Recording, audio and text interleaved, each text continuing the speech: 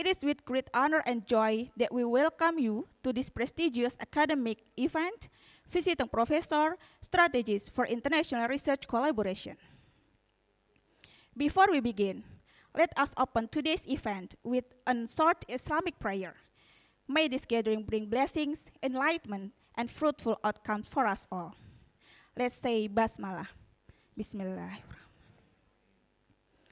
Ladies and gentlemen, to begin this event with a sense of pride and unity, let us now sing the national anthem Indonesia Raya, followed by the anthem of Muhammadiyah Sang Surya. We kindly invite all guests to please rise.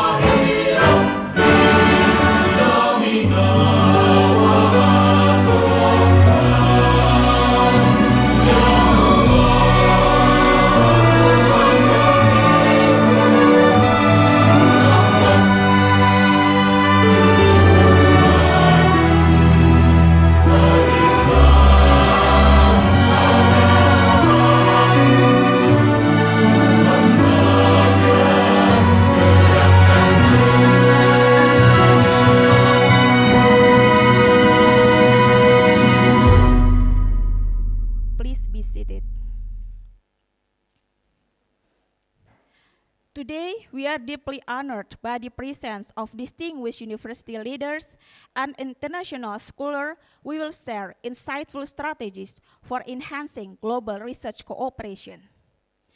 This event is part of our ongoing commitment to strengthen academic collaboration beyond borders and to elevate the global standing of our institution.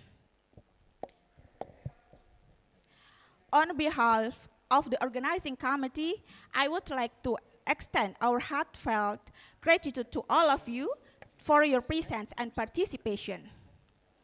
Without further ado, let us proceed to the next agenda. Let me read the list of sessions today.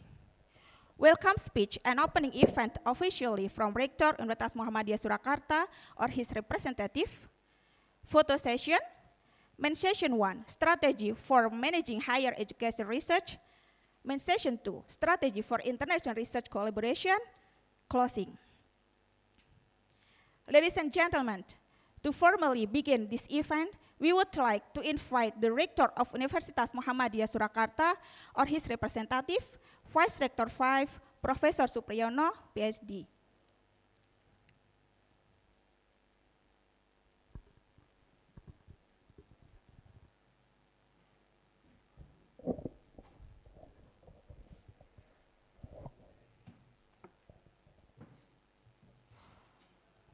Assalamualaikum warahmatullahi wabarakatuh.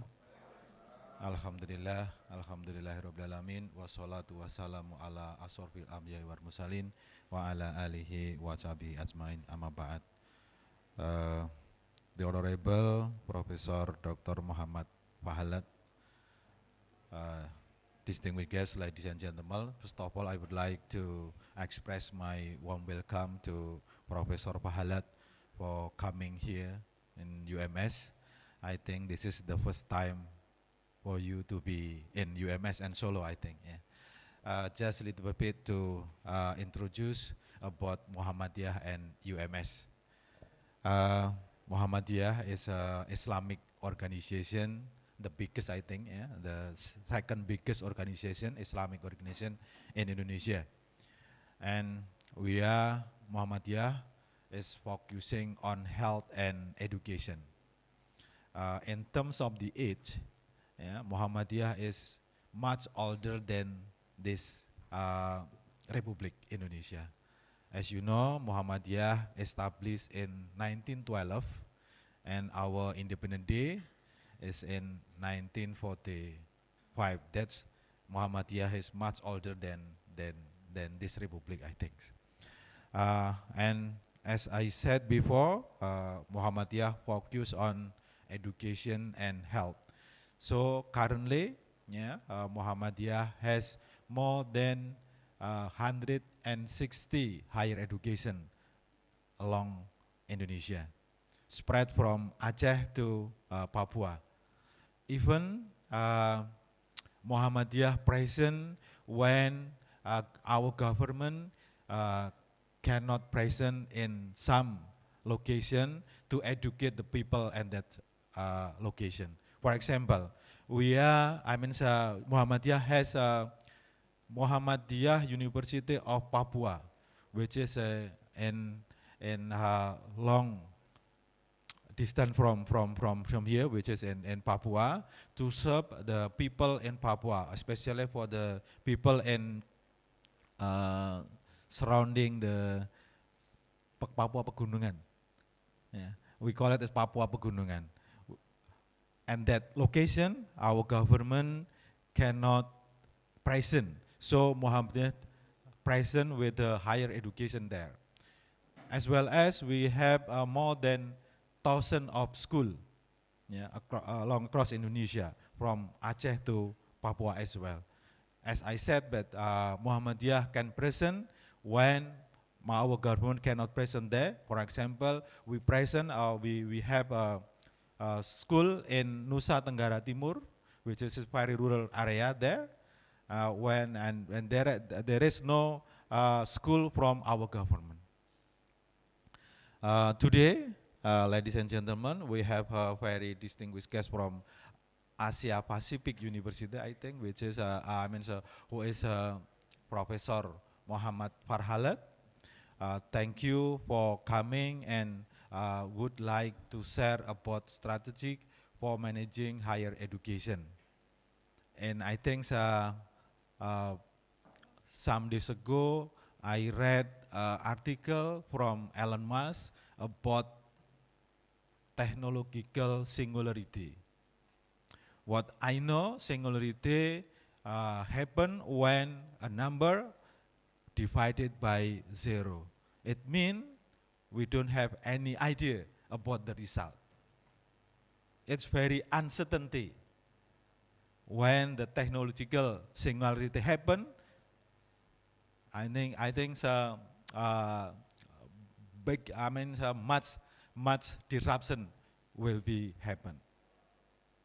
So one of the sector that is influenced by the disruption, I think, is higher education.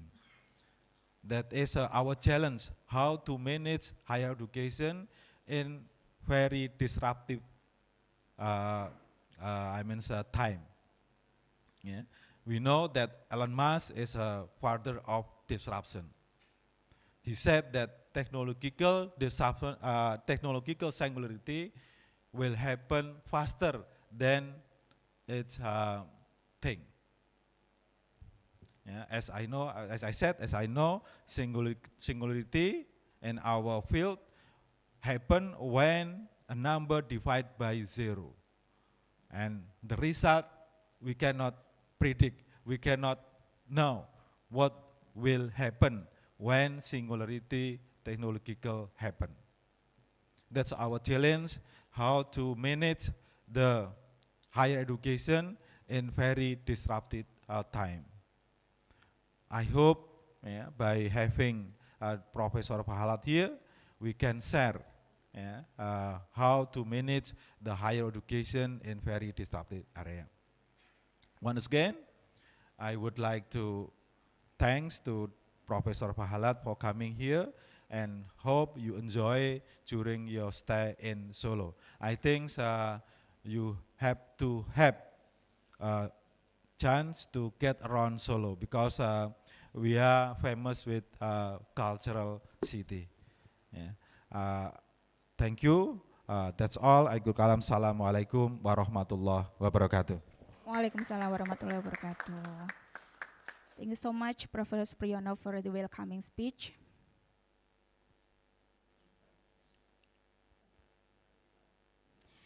Ladies and gentlemen, before we continue with the next agenda, we would like to invite all participants to join us for a photo session. Please welcome in front of.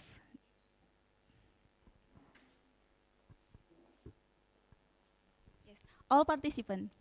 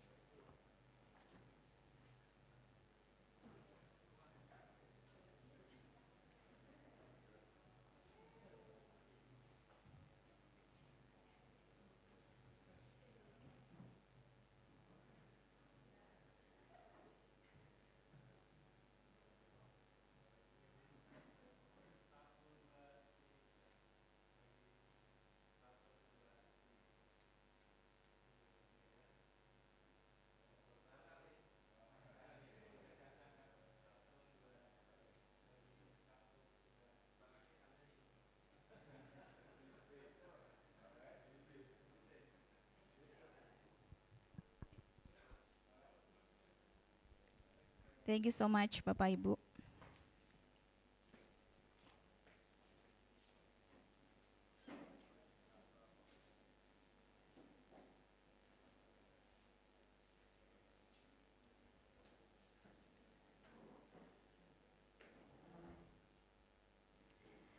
Ladies and gentlemen, we are now entering the main sessions of today's academic event. To guide us through this session, we are honored to have a moderator who will facilitate the discussion, introduce our distinguished speaker, and manage the question and answer sessions. Without further delay, let us proceed to the main academic session. To lead this session, I now respectfully hand over the program to our moderator, Bapak Muhammad Lutfi Hidayat PhD. Bapak Lutfi, the floor is yours.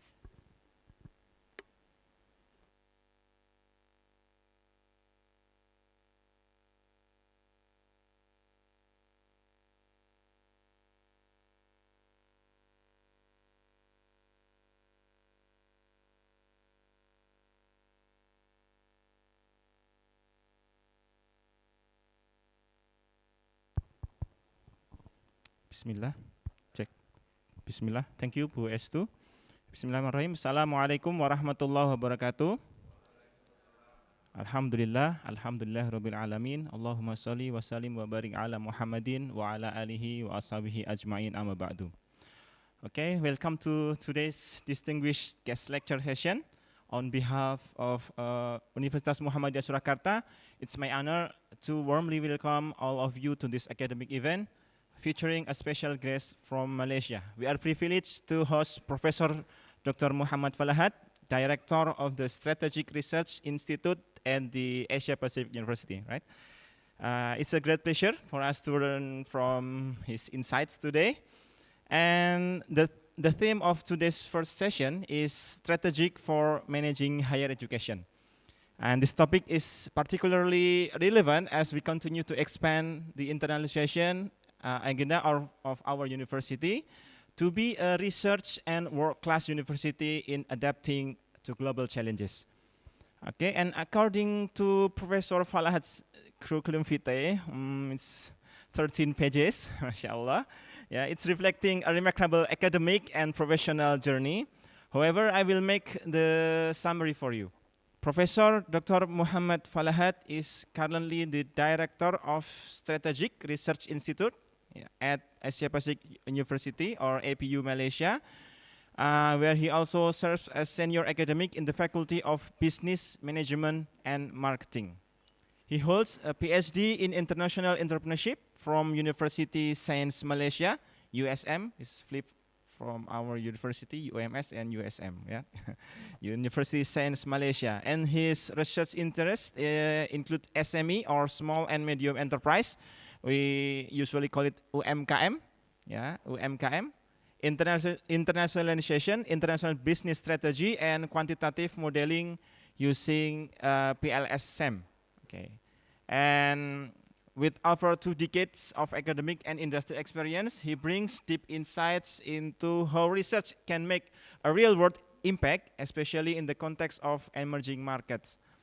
That was just a glimpse. His full CV spans pages of achievements, but rather than list them all, we are fortunate to hear directly from him today. Alhamdulillah. Without further delay, please join in welcoming Professor Dr. Muhammad Falahat. Professor Dr. Muhammad, the stage is yours.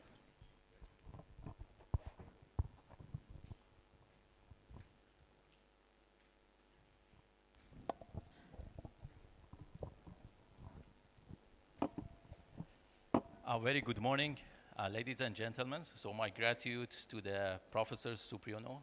Thank you very much for inviting me, as well as Head of Research and Innovation Institute Engineering, Sri Jono. Thank you very much. Thanks a lot for the last night dinner. And Prof, thank you for the arrangement. So Professor Anwar, so that was a great communication we had done for the past few months. So my name is Falahat, as mentioned by your colleagues.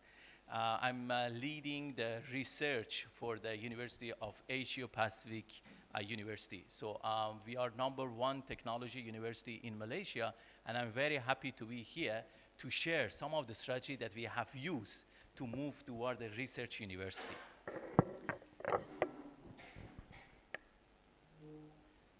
Next. Yeah, so let's start by showing you my university campus. So we are located inside Technology Park. So APU is the only university that managed to build a campus inside the Technology Park together with the multinational companies. Why? Because we are focusing on the technology, engineering, and IT. Next. Yeah. So we have established this university in 1993. Currently, we have 14,000 students from 130 countries. So just to summarize, so we are number one in Malaysia in terms of the number of international students ratio. And we are very proud of that. So in terms of the overseas campus, we have 2 overseas campuses, one in India, the other one in Sri Lanka. In terms of reputable status, we have received a certificate from the Ministry of Higher Education as a top university in Malaysia. And in terms of employability, we have 100% employability. So this is something that also we are very proud. And I'm going to share with you what actually university need to do in order to improve and enhance those sort of metrics. So we have received the CETRA rating excellence, rated 5-star from the Ministry of Higher Education. Also, we have received 6 stars by Ministry of Higher Education as one of the best university in Malaysia.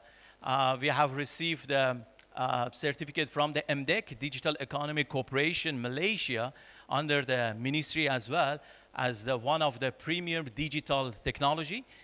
We have continuously for the past 6 years, we had 100% employability of our graduate, meaning that when our graduates wants to find a job, so they already job for them, and they are receiving above the average salary in Malaysia.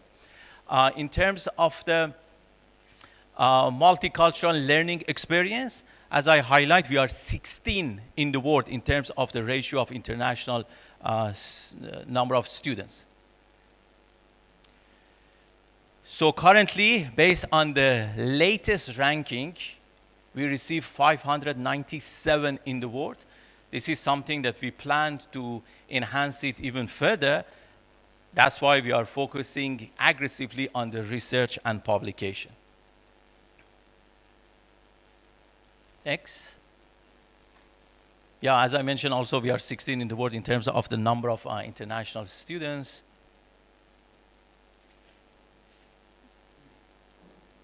Yeah, and for the QS, that majority of the university competing on that base, there are some category for the QS rating, not ranking.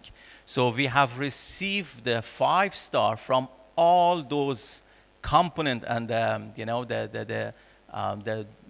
related to the research, related to the publication, related to the education. We have received 5-star from all those components. That's why they give us the 5+ stars. So from here, I would like to focus next. Sorry, this one it seems is not. Yeah, also I mentioned about the employability choice of university by talent comp. So we received number 1 in Malaysia. And also in terms of the cybersecurity. Why I'm highlighting all those things, we have started less than 10 years to focus on all those matters that related to the industry. And I will share with you what we have done so far. For your university, I have checked your website. You have done the great job, very impressive. So in terms of internal research grant, you have secured 1,303. In terms of the external research grant, 226. In terms of the international research, you have 98. And in terms of the intellectual property, 1,127. I would like to congratulate all of you. These numbers is much more higher than the regional university in Indonesia and more than some of the university in Malaysia. So congratulations to all of you. Next.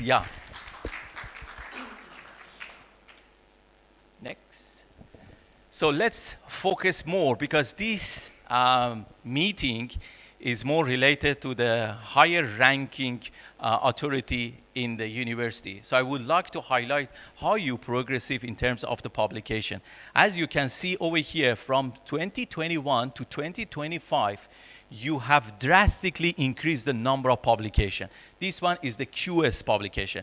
This one is your data, your university data. So for 2021, you have published 288 papers. In 2022, 248 papers. In 2023, 492, almost double in terms of the number of publications. And it comes to 2024, 720.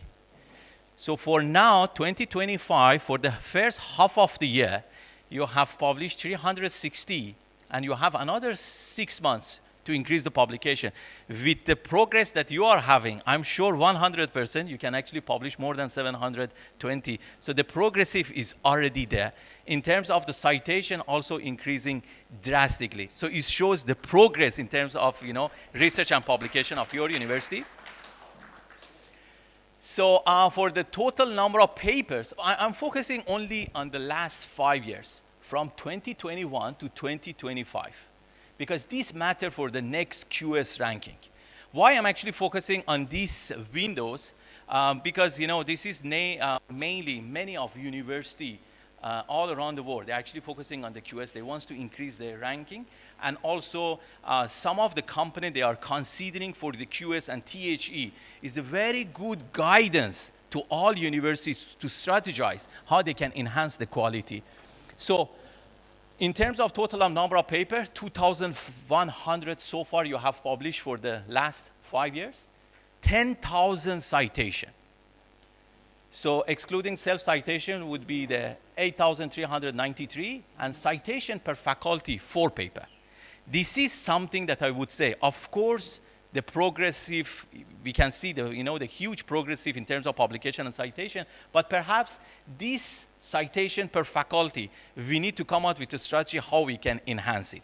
I just give you the overview. Later on in the next session, we will go in depth. So we will do the brainstorming, what sort of strategy we can actually implement for our staff inside the university to make sure that everybody moving toward the direction and the vision of the university to be one of the top regional university in Indonesia. I believe UMS got the potential and capacity because I have seen the data. I believe we need just to put it in the somehow redirect it to the right direction. So key strategy to increase the citation per person, meaning that the number of faculty members that we have in UMS, we need to increase the citation. The paper that you publish, how many citations you can attract, and you need to increase this citation per academic staff. So we need to do the enhancing the visibility, of course. You need to have a website. Whenever you do the publication, you put it on the website to let everybody know that you are publishing in the top journals. Building IRN. How many of you aware of the IRN? IRN is International Research Network. May I know if you are aware of that? Have you heard about that? What does it mean by IRN?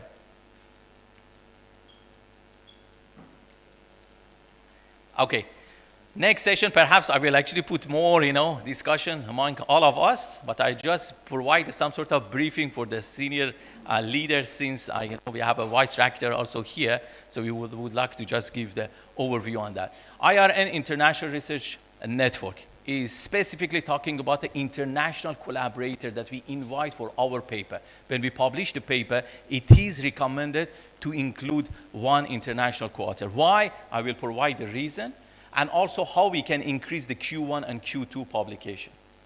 So strategic alignment with Indonesian Vision 2024 and SDG is also very critical for our PhD students over here, and also academic staff when they do the publication.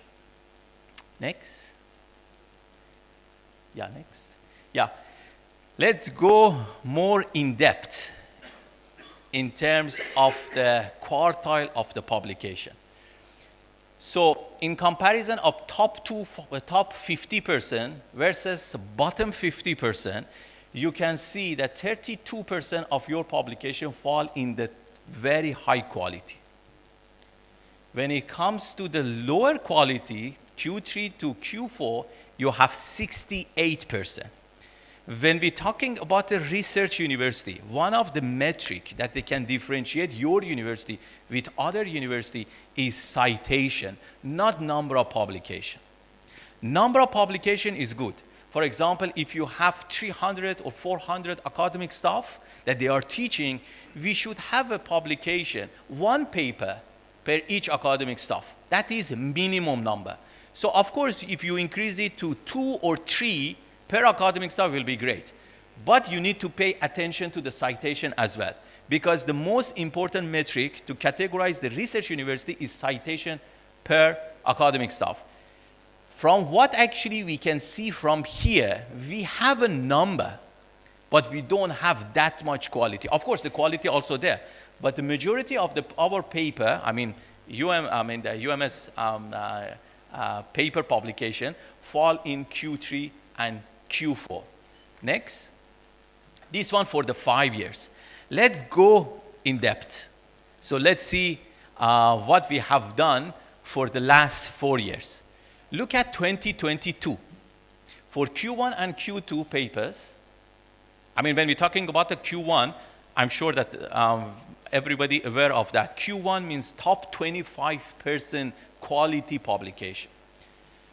When we're talking about Q2, we are talking about the top 50%. The second 25% in the quartile. When we're talking about the Q3, we are talking about the third 25 ratio, and Q4 is the lowest quality publication for Scopus. What we don't want Q4. Why Q4 we don't want? Because the Q4 is at the border. Anytime there is a high possibility that that particular publication can be delisted. When you publish in Q4, and when that journal becomes delisted from the Scopus, will be one negative point for your university. So that's why we need to shift to move up to the Q1 and Q2 to secure us and also benefiting our university as well. So let's see 2022. For the Q1 and Q2, we have published 45%. For Q3 and Q4, we have published 55%. Comes to the 2023, 33% fall in the top 50%, 67% fall in the lower quality publication. 2024, 28% in top quality publication, and then 72% in lower quality. And right now, for the first 6 months, 38% in the high quality and 62% in the lower ranking quality. What we can see from this? 2022, 2023, 2024, 2025. We are increasing the number of publications. Also, our focus more on the Q3 and Q4, 55%, 67%. Next year, 72%. 2025, we need to watch the next 6 months. We need to watch the next 6 months to see how we can control the publication and shift it up to Q1 and Q2 in order to show very beautiful result for the UMS. When we're talking about the research university, these are the elements to measure the university that they are moving toward the research. Those sort of paper that we publish in Q3 and Q4, it won't attract any citation for us. See, we need to look at the win-win situation. Win for us as an academician when we publish, what we want? We want to show that we are publishing in the high quality and we're getting the citation. For the last 10 years, there was very important the number of publication. Everybody, how many papers you publish? 20. How many papers you publish? 50. How many papers you publish? 100. Oh, so you are very good, 100 paper. These days, we don't look into the number of publication. We look into the number of citation. How many people cite your paper? That shows the quality. If you want to get a citation, you need to focus in Q1 and Q2. Next. So I have some recommendation. Of course, in the second session, I would like to have more engaging session with the research center and some of the academic staff who are attending to do some sort of brainstorming at your capacity, what can be done for the university. So the first, what needs to be done, we need to reduce the support for Q3 and Q4. I'm not sure whether UMS providing support for the publication. I'm not sure whether actually university providing the APC. But from what I can see from here, the number of publication in lower ranking increasing. So it should be the support from the university which need to be cut off. The next one, limited support for the conference proceedings. These days, all universities all around the world, they are organizing international conference. It's good that we go there, we present, we do the networking. For different aspects, is very good. But some of the universities use the conference proceedings. They organize their own international conference. And they will get all their students to come out with the paper and put it in the proceedings.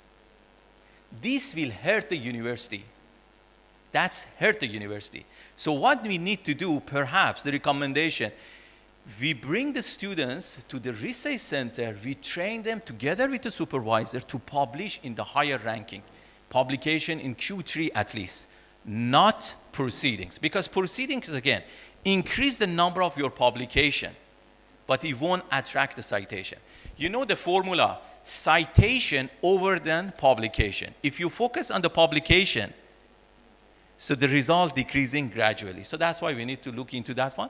The next one, promote the quality over the quantity, as I highlighted over here. So perhaps we need to see how we can cut the budget for Q4, or perhaps come out with a policy to tell the academic staff, so we are encouraging you to publish in Q3. And the next one, strengthening international research collaboration. International research collaboration, which I will discuss in detail in the next session, we need to look into the strategy how we can increase the collaborator. Next, why international research collaborator important? This is the lady represented THE. They actually came to Malaysia and present to us and tell the all academic staff, if you want to increase your citation, look at here, on average, Malaysian publication with international co-authorship receive 300% more number of citation. Meaning that we have a paper. If we collaborate with somebody outside Indonesia, our citation increased 300%. Why? Because of the visibility. If you publish it only in Indonesia, perhaps maybe the Indonesian scholar will access to it. But if you publish it with the scholar outside the country, it can increase the visibility and can help you greatly for the citation. Next. I would like to highlight over here as well, so with regards to the UMS publication with international collaborator. So when you publish the paper with international collaborator, your citation increase 10 times. Remember the previous slides, I mentioned 3 times. Your data shows if you publish with international collaborator, your citation increase 100%. Look at this data. Those sort of paper that you have published for the last 5 years, 30% of them have an international collaborator. So in total number of paper is 629, and you receive 10,816 citation. Majority of your citation comes from this sort of paper. My suggestion, try to identify them and price them for what they have done for this, and try to do some sort of sharing session to learn from them how they find the collaborator. So each paper that published with international collaborator have received 17 citation. If you don't include the citation, if you don't include the international collaborator, what will happen? You look at this data, 30% of the total number of publication in UMS, you have published it within Indonesian university. That comes to the 620, and the citation that attract 1,600. So on average, the citation, the per faculty member is 2.6. Just try to compare those, number in the triangle in red color, highlighted in the red, and the yellow one. So what we need to do, we need not to avoid, maybe this is the not right wording, what we need to do, we need to encourage all the researchers in this area to include the international collaborator. International collaborator, you can learn from them. They can help you to upgrade your paper. And when you share one paper with them as a collaborator with them, in order for them also to contribute, there is a high possibility that they have other paper, they invite you to join them as well. So that's why this is one of the critical for the research university to move toward that direction. I would like to highlight again, 30% of your paper having international collaborator, you receive 10,000 citation. Those sort of paper that you publish within your university, among yourself, you have received only 1.3 citation per paper. You just compare 1.3 to 17. So I think this is something we should look into. So perhaps the next session we go in more in depth. In terms of the type of collaboration, you can see I have break it down for you in the yearly basis. 2021, 2022, 2023, 2024, 2025. You are drastically increasing in terms of international collaborator. That is perfect. But there is something also for us to consider for only national collaboration and only institutional collaboration also increasing. So there is some sort of adjustment required. So perhaps what we do, so let me share the experience. We actually prepare exactly the same thing. We bring it at this very senior level, exactly like this meeting, we share with everyone. As long as everybody agree with the plan, then we bring it to all the research center, all academic staff, and we do the brainstorming. We put everybody to buy the idea, to move along with the vision of the vice rector of research, to make sure that the result will change by next year. And that will reflect in our ranking, rating, and research status of our university. Next. Okay, in order to strengthen international research collaboration, there are some suggestions. The first one, identify 5 priority regions to collaborate. I will highlight those 10 universities that you have very good collaboration, and also another 10 university in different locations that I suggest if we can focus on them, it can highly impact on your research output. So the next one, align the school KPI with the international collaborator. I'm not sure whether UMS having the KPI or not. So yeah, but you know, those sort of university that they want to move toward the research university, they will set some KPI, because KPI is more on the guidance to tell all academic staff. So, you know, if you publish with international collaborators, so you will be, you know, got some advantage over them. Create incentives and capacity building program. So try to organize some sort of event, invite some of the, you know, professors from the different university exactly like this to come here and talk to our academic staff, and try to engage our students to work closely on the research.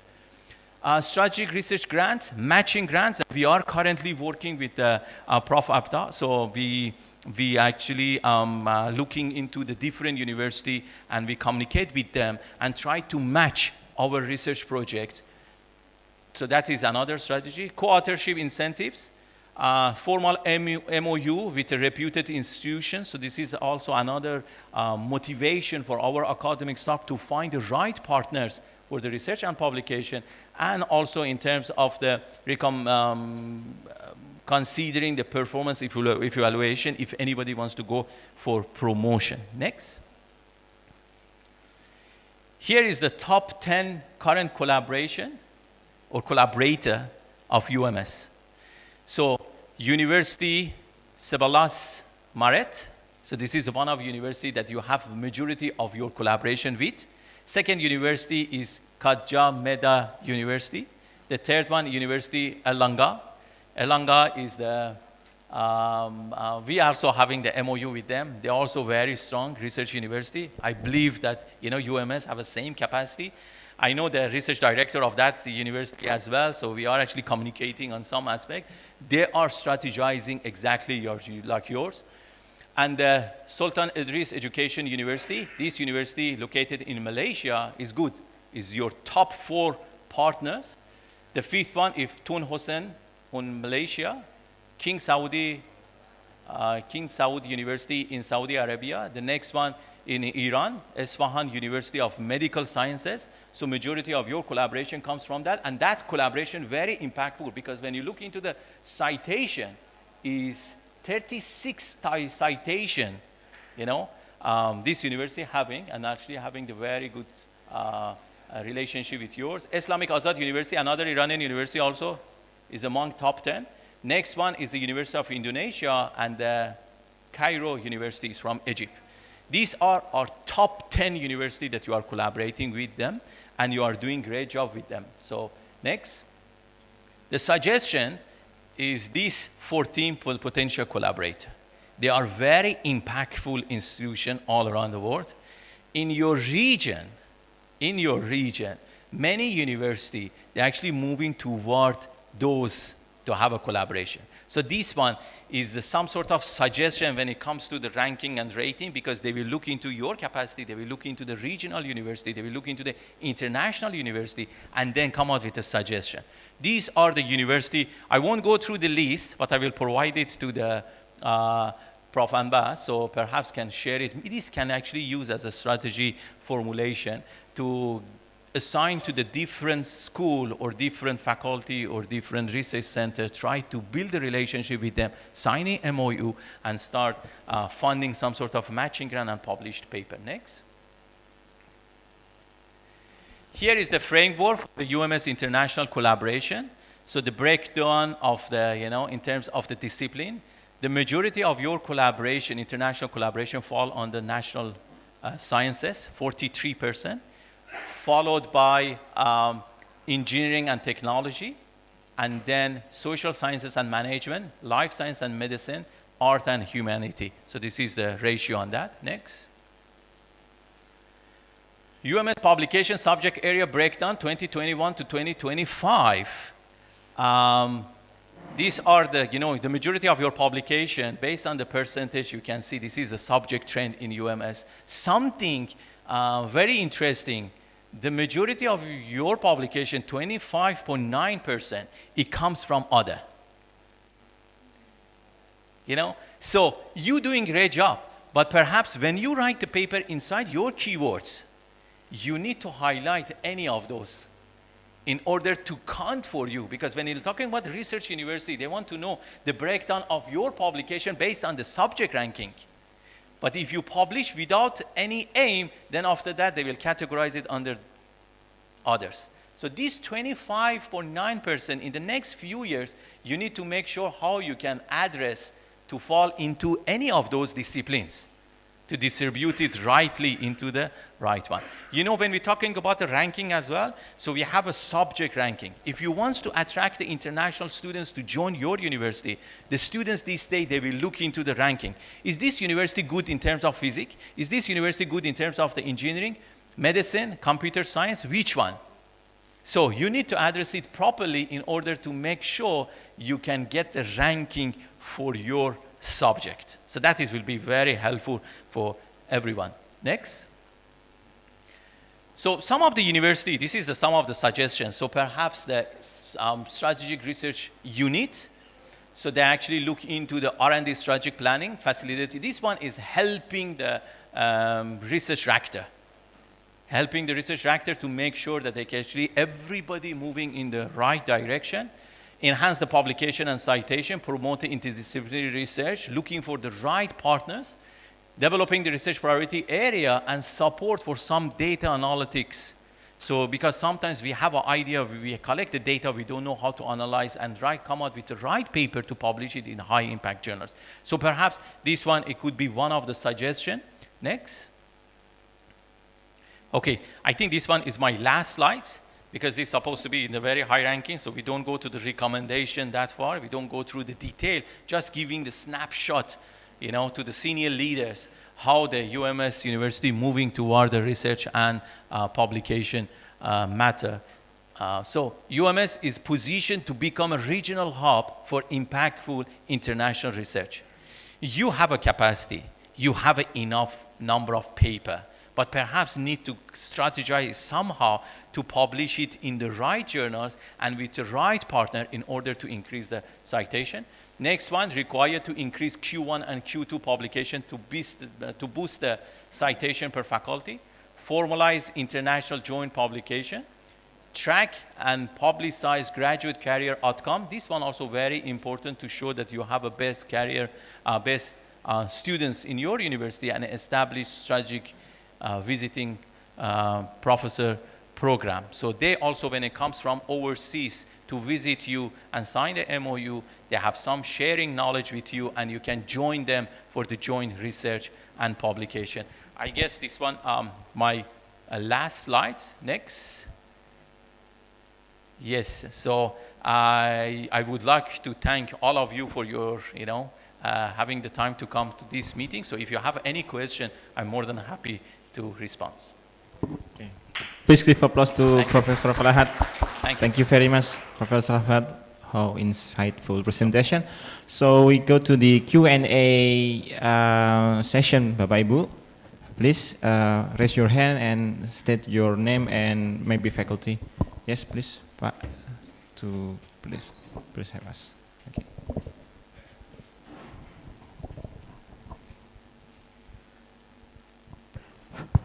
Bismillahirrahmanirrahim. Assalamualaikum warahmatullahi wabarakatuh. Waalaikumsalam. Good morning. Good morning. Prof. Falahat. Good morning. Actually, we have met at a Zoom meeting. I'm with Professor, Yeah, Arumugam, and yeah, also the team, Daniel. Yeah. Yes, of course. Nice Okay, to meet you in person. Yeah, yeah. Very interesting, your presentation. And I want to know about the history or some story. According to your presentation, that your university is the #1 in Malaysia in terms of the international student. Is it right? Yes, correct. Yeah. I want to know about the strategy. How to attract the international student came to university. I think there is a strategy in there, so make some candidate or potential student interest to enter to your study, to your university. And how bridging the international study to the research. So maybe you can explain the connection between the benefit of the international student to the research, the output. Okay, thank you. Okay, thank you very much for your question. Second question. Yeah. Directly or second question? After? Directly, please answer directly. Okay, please wait. Yeah, can I go ahead to Yes, answer? yes, go ahead. Okay, so you asked about the international number of students. So I'm actually talking about the ratio of the international number of students that we have over the total number of students. So more than 50% of our students are coming from the international countries, 130 countries. How we attract them? One of the strategies that we're actually using is more on the reputation. So our CEO very particular about the reputation of the university, and of course we are promoting the university in different countries. So whenever there is any exhibition, we don't mind to go there and promote and tell them how good we are in terms of the programs. Second one, after introducing the university, we are very active to introducing new programs. So last year alone, we have introduced 17 new programs. So we are #1 university that we introduced the cybersecurity. When everybody is still talking about cybersecurity, we already came with the program. So talking about the fintech, financial technology, we're talking about the AI. We already integrated AI into all our syllabus to make sure that the students are aware of the matter related to AI, and we conduct the training. So we try to cope with the industry movement. We have a very close relationship because, as I mentioned, we are the, one of the top technology university. We are among the all multinational companies in technology part. We listen to them from the moment that they said that the industry required this. Then immediately we come out with the program. Our CEO vision is that we need to have employability at 100% all the time. If you produce the students, graduates, that they cannot find a job, then they will be some sort of negative impact on our university. So we try to make sure that whoever graduates from our university, they have a secure job. And to doing that, we have a very close relationship with industry. We're opening the new program and to make sure that our graduates will be, suitable for the industry that they require. Yeah, so this is, I think I answered your question. Yeah. Answer your question. Second question, how the impact of the international student to the research? Okay, international students and our students to the research. What actually we do, we equipped our academic staff, our research center. We have 17 research clusters. So we try to communicate to our international students and entire students through the research center. We're organizing the talk, we're organizing the event. We try to train them how they can convert the final year project into the publishable material. We communicate to them to tell them, this is the value for yourself. If you publish your paper, it will stay for you forever. So this is more just to encouraging them and just, I won't say the brainwash, but this is more on the, educate them to tell them the advantage of the research. I have some slides in the third session I will discuss because the industry and our world completely changing. So we need the people to be open-minded and do some sort of research with the reason. So that's why this is how we can actually encourage them to join our researcher for the, doing the reasonable research, applied research, problem-based solution research, and by communicating with them to tell them the value, I think that we were very successful in that aspect to get them on our plan. So, just to highlight again with everybody, having the plan, having the strategic direction is not good enough. Implementation is very important. Getting everybody agree with the plan is very important.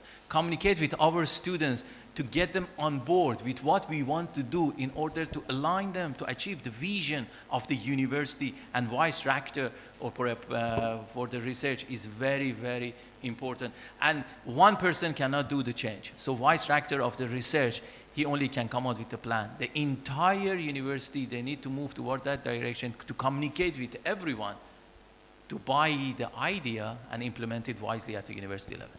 Yeah. Can I respond? Yeah, of course. Yeah. Okay. I'm still, okay, your information is very good, but I need to know about how to make the final project of the student can be publishable. Okay. When we communicate with the industry, we get the industry advisor from the different companies. They inform us about the problem that they are facing. We come out with those sort of problem and topic. We will share it with all our students, and they link them with the research center and academicians who are interested to work on that project. Therefore, whatever the project that they are doing is more related to the industry. So this is how actually we do. This is how to actually buy them on the project related to the industry. Because some of the students, they don't have any idea what they can do for their research projects. Perhaps for the first few months, they will lost. But if you come out with the right title, right topic, with the right supervisor, definitely can help a lot. Yeah. How many programs are recommended in AP? I think we have more than 80, 90 programs currently. 80, 90 programs we have currently in APU. As I mentioned, we are very, very active. So every year we make sure they come out with more than 10 to 15 programs, launch those programs that we believe that industry require. So in order to produce the relevant graduate to the industry, to keep the employability at 100% all the time. Yeah. Okay, thank you. It answer your question? Okay, thank you. Second question for Pak Yasir, please. Okay.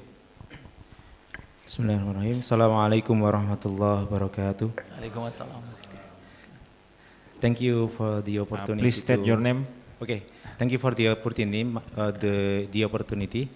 My name is Yasir, professor, and I'm the lecturer at UMS in the field of molecular biology. And thank you for Professor Falahat for the new insight to increase our citation in our university. Previously, I have a very radical or fundamental thinking that to improve the citation should be or must be improved, must by improving the research quality and improve the visibility of the publication by promoting our papers. But currently, you are opening my mindset that you recommend 5 or 4 recommendations and you are highlighting the international collaboration. And I have, or I'm wondering for 3 questions, if you don't mind. The first question is there any short strategies or short-term strategy to improve or to increase our citation? For example, for 3 or 5 years terms, and is that the international collaboration is the short-term itself, short-term strategic itself. And the second question, is there any significance to improve our citation when we publish in the prominent publishers such as Elsevier or Emerald or Springer or etc.? Which one better, publish in the prominent publisher or open access publishing? And the third question is regarding the international collaboration. Should we start the international collaboration from the very beginning of the research? Or can we initially collaborate with other international collaborators in the middle of research, or even when we are writing the publication? Thank you. That's all the questions. Thank you very much for your question. So I think very important for us to know about that. So your first question, you asked about how we can increase the number of citation in the short term. I would say that the fastest way, ethically, we are not talking about unethically, because these days, because of the AI, because of a lot of software, if any university move toward the unethical, publication using the AI to write the content and using some sort of strategy to increase the citation, it will capture. So ethically, if we're talking about the short term increasing the citation, is international collaborator. So we have seen, based on your publication in UMS, if you publish with international collaborator, your citation increased 1,000%. That is great achievement, right? I mean, this is the great news to those who don't have the international collaborator, and great achievement for those who have an international collaborator. So that is based on the fact, based on the data. International collaborator is the fastest way to increase the international, in terms of the citation. The second question you asked about the publishing in the high impact journals. Yes, but some journals, they will be very difficult to publish. How we can actually penetrate to publishing in those sort of journals? If we only come out with the list of authors from our university, the chances to publish in those sort of top journals is less than 1%. I'm the chief editor of many journals. When I receive the paper, I look into the diversity of co-authors. If only from Malaysia, I won't accept it. If only from Indonesia, I won't accept it. There's rejection, immediately reject. Why? Because me, for my journal, as a chief editor, I want to increase the citation for my journal as well. When your paper gets cited, my journal gets cited as well.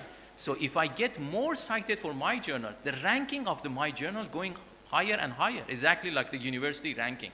So I want to increase the impact factor of my journals. So therefore, I know this fact. If the co-authors comes from different countries, the citation increased drastically.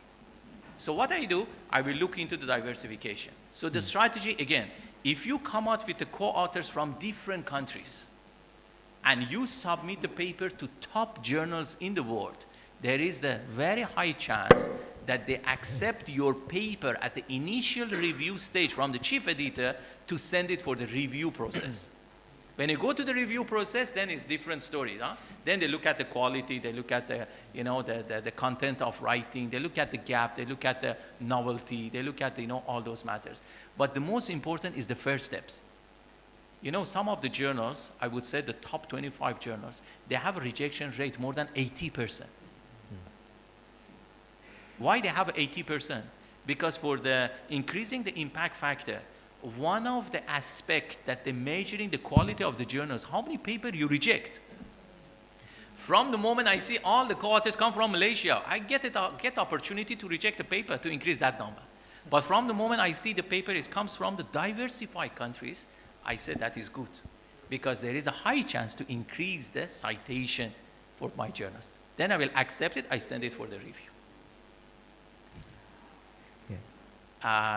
Any other question? I think I answered. Yeah, the third question was should we start the international collaboration from the very beginning of the research, or can we start it in the middle or even in the publication process? Very good question. If you want to get the collaborator from those sort of countries in Western countries, we're talking about European countries, we're talking about the US, getting them on our paper at the initial stage is somehow impossible. Because you write to them, you say, I'm interested to work on this. They say, okay, good for you, so you do it, but I don't have a time. Because these people, they are, top, scholars in the world. So my suggestion, we can use the university to come out with the matching grants, meaning that we invite them indirectly to work closely with us. We come out with the matching grant, we tell them, or we come out with the grants that we have grants, we are working on this project, we're looking for the collaborator. Then invite them to be collaborator on your project. When it comes to the publication, definitely they will be with you. This is the first strategy. Second strategy, come out with the complete paper, not complete, 70% complete paper, and make sure you read the paper of that particular collaborator, meaning that you need to know your collaborator very well. How you can find it? You go to the Google Scholars, based on your area, you find the keywords, they will list down all the top scholars in that field. You read some of the paper, you see whether they are related to your area. Then try to communicate with them, share your paper with them, and tell them that you would like them to invite them to be your collaborator. Definitely they will ask you what is their contribution to your paper. Then tell them, I want you to do the proofreading, I want you to look at the novelty of the paper, you see whether the gap is okay. You give them the role. If you invite them blindly and tell them, I want you as a collaborator, there is a high possibility if they don't reply your email.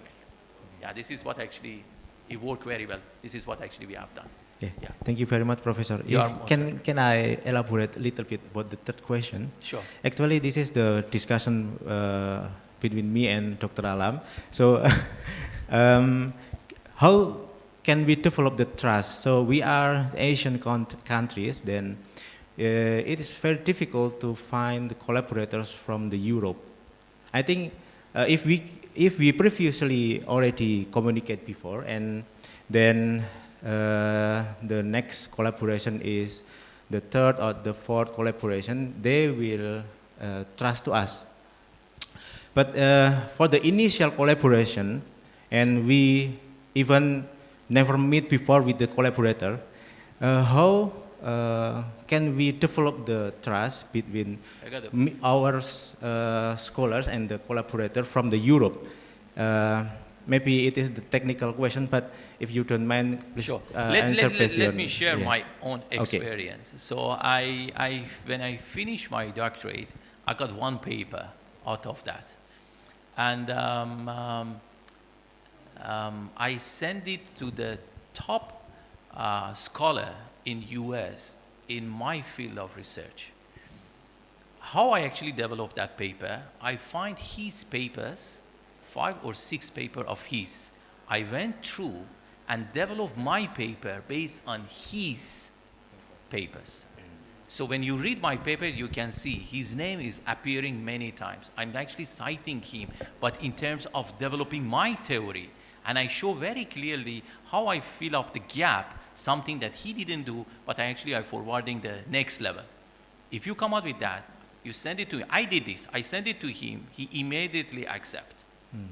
You know what I mean? So that means this was the development of his work. So we need to use some sort of strategy. We need to find the right people that we want to collaborate with them from the beginning. Find his paper, read theoretically, to see how they can actually support us to develop our paper. Definitely they will join us.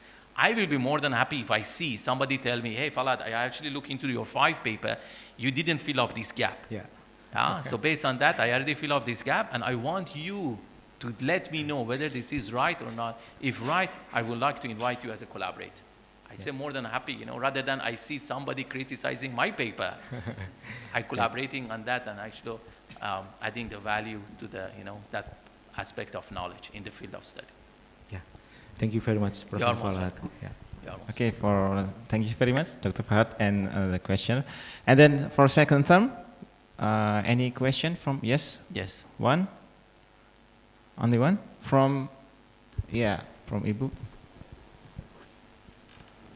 Okay. Please state your name and faculty. Okay, my name is Solikin from engineering faculty.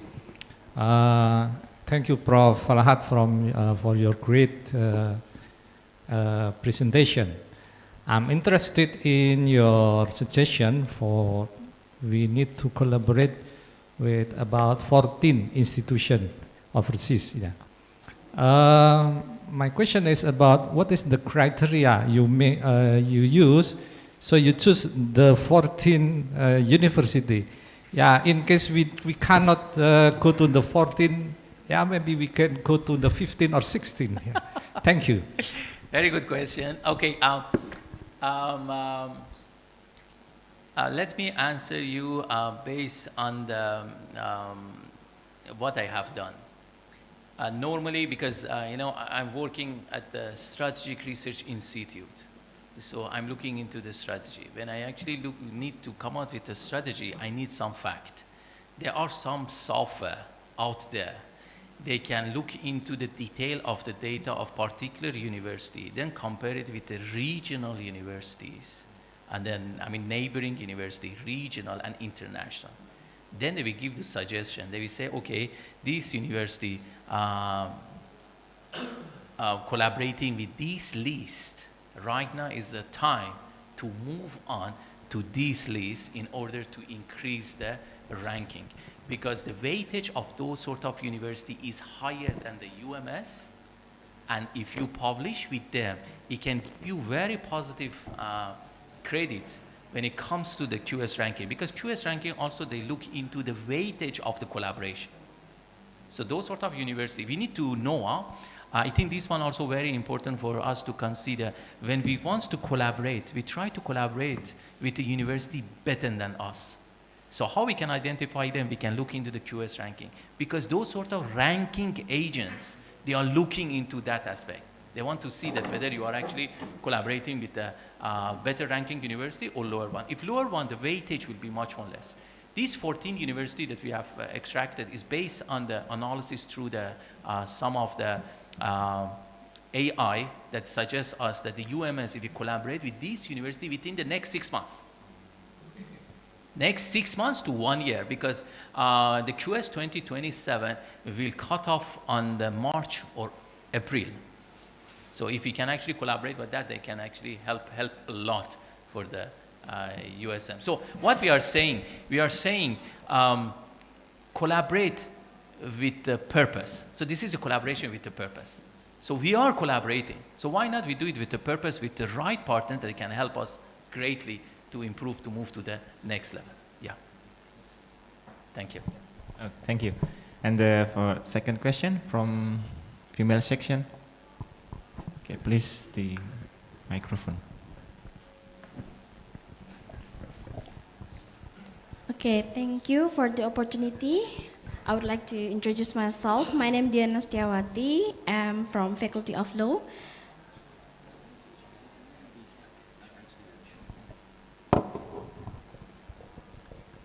Yes. Okay. Okay, Professor. I'm Diana Setiawati from Faculty of Law. I would like to have a questions because I'm now is a newbie from in the research field, And I'm still confused how if the faculty of university did not yet have like MOU before, but we want to have a international collaborations, how we can find the international researcher that we want to have like a collaboration on the research field is first. And the second, how is the must be the comparative or not the research? Sorry, the second The question? comparative research, for example, if yeah, I have okay. a collaboration with Malaysia, so should this research is must comparative research with Indonesia and Malaysia, like that? Okay. Sure. Okay, the thank first you. question with regards to the collaboration, when the university they're coming out with the MOU, meaning that those sort of two universities, they are very comfortable to work with each other at a very high level. For example, for APU, we are here to sign the MOU with the UMS because for the past few months, we are closely, work very closely with the professor, the AMBA to collaborate on the few projects. So this is not only a research project, it comes to the students' mobility, it comes to the staff mobility, it comes to many aspects. So that is the MOU. When it comes to the collaboration at your level, at my level, not necessary for our university to having the MOU. You can find a collaborator in your field of study from any university in any part of the world. If it works very well, then my suggestion, you take the credit, come and discuss with your superior and mention that, this is very good collaboration going very well, so why not we sign the MOU with them? So then you can add the value to your university because signing the MOU is good for the university because it will activate the international collaboration. So we need to look at it from the two different aspects and two different approach. But it won't stop you for finding the right collaborator. Not necessary to have a MOU. Yeah, thanks. And the second question, Prof.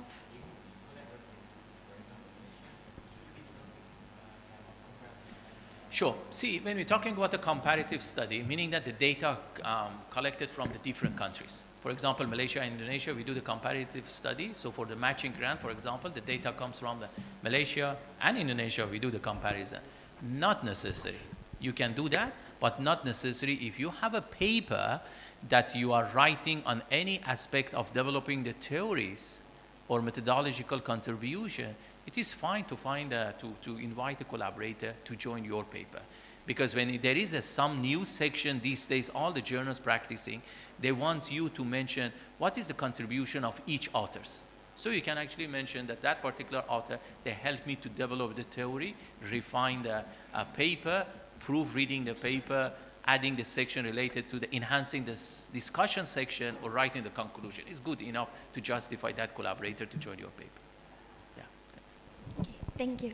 Thank you. Thanks so much. Let's give applause for Professor Falahat for this insightful moment, insightful meeting. And we go to the last section, yeah, Bapak Ibu. Before we close this meeting, there is a token of appreciation for our distinguished speaker. We would like to present our souvenir from UMS to Professor Falahat. Pak Nana.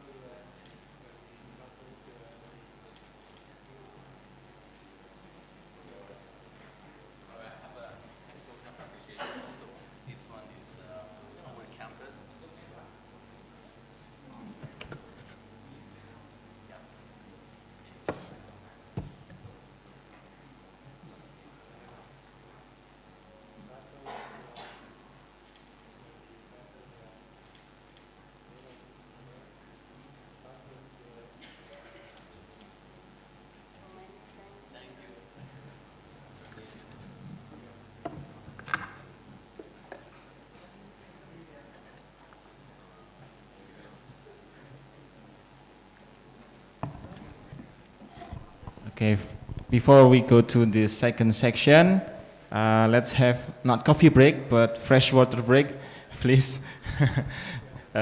Take your fresh water break. Yeah, I'm Muhammad Lutfi Hidayat. Really sorry if I bring you this discussion, and we close with hamdalah. Alhamdulillah Rabbil Alamin. Wassalamualaikum warahmatullahi wabarakatuh.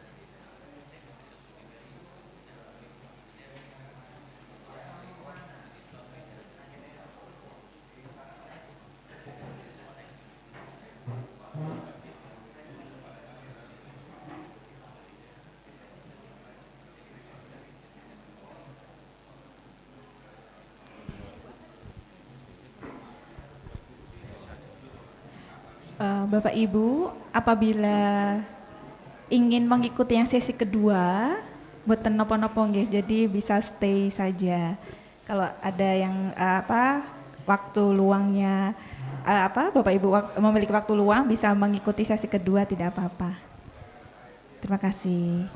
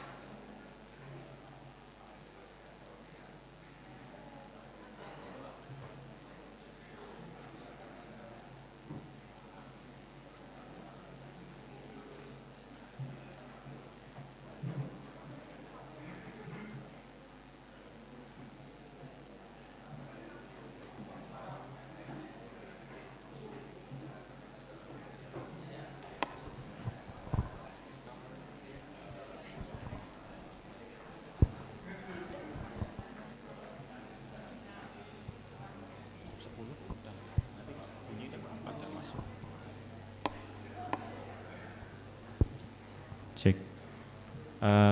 Bapak Ibu, we go to the second section about the international research collaboration, and for this section, please welcome Ibu Kusuma Estuwardani as the moderator. To Bu Estu.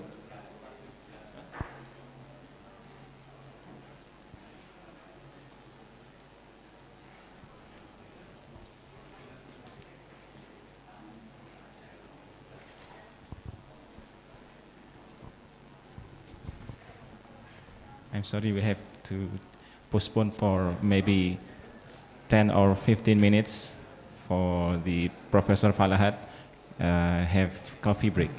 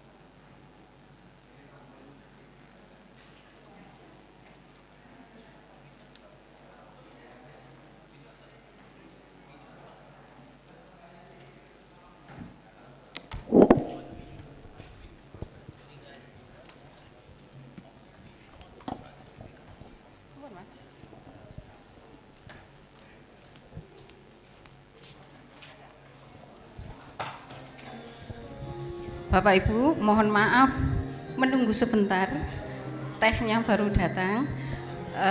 Saya izin mengisi kekosongan waktu.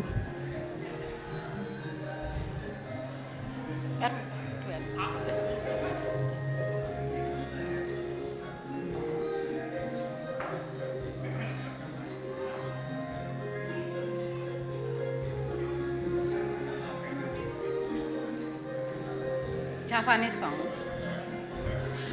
Semripit angin ratri tansah ngenteni setya natyang ati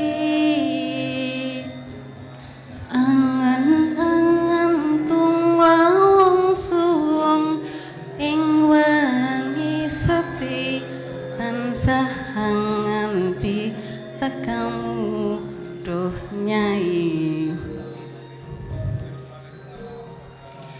wong ayu ake nyedhak ing sandingku nyawang manising esemu gawe lereming rasaku lereming atimu hayo bako tresnamu sayangku pindho samudra pasang kang tanpa wanginan tresnaku mring sliramu.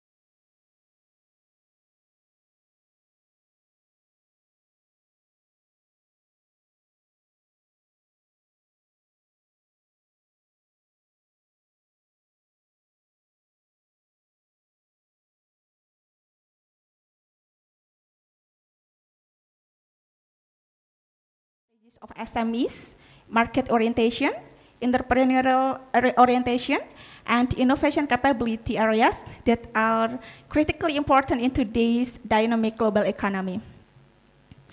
He is also the recipient of several research grants and has supervised numerous PhD and master students. Professor Falahat regularly reviews the international journals and has a broad academic network across Asia and Europe. Beyond academia, his expertise is sought after for industry consultation and academic development programs in Malaysia and beyond. We are truly honored to have Professor Muhammad Falahat with us this morning.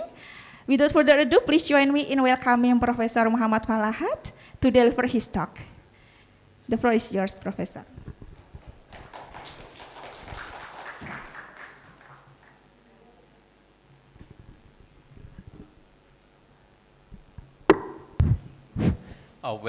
Very good morning to all of you.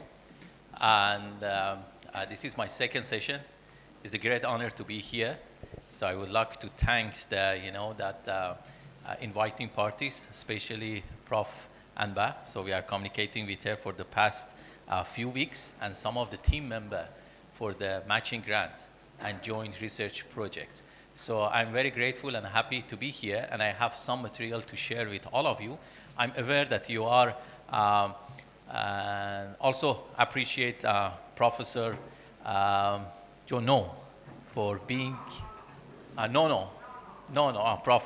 No. So I get to know him. He's one of the great person that I have ever met in Indonesia. So we had a dinner together last night, and we had a very great discussion so far since morning about this university.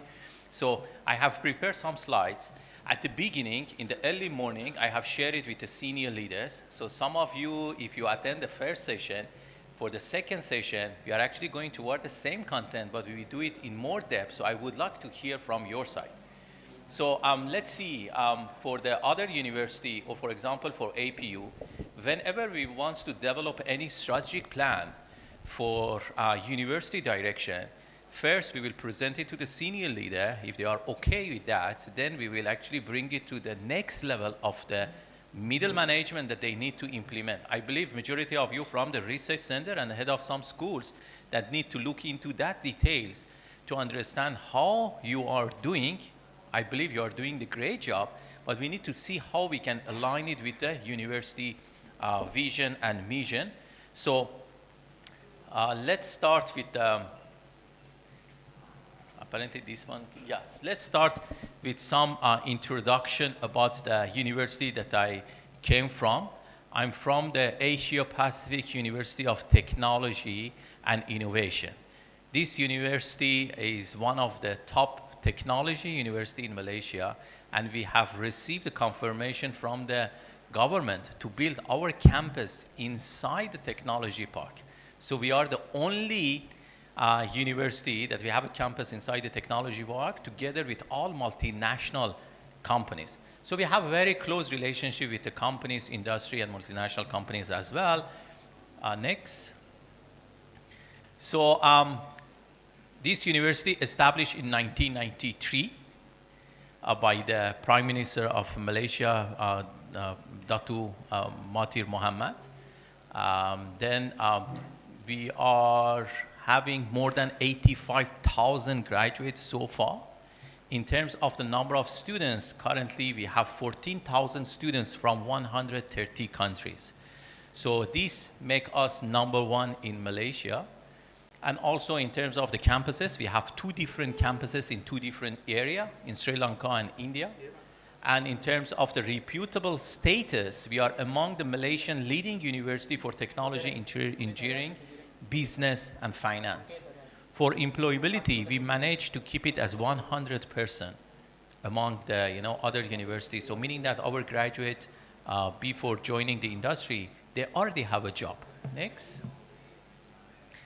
So in terms of the award, this one is only selected award that I would like to share with you. This has been built for the last 20 to 30 years. So our university is 33 years old. We have received the Setarar rating excellence, rated 5-star by Ministry of Higher Education. This rating is more on the research, teaching, programs, so they want to, compare it with other universities in the region. Also, we have received a 6-star by Ministry for being as a top private university in Malaysia. In terms of the MDEC is one of the organizations under the government that gave us the status of the premier digital tech university.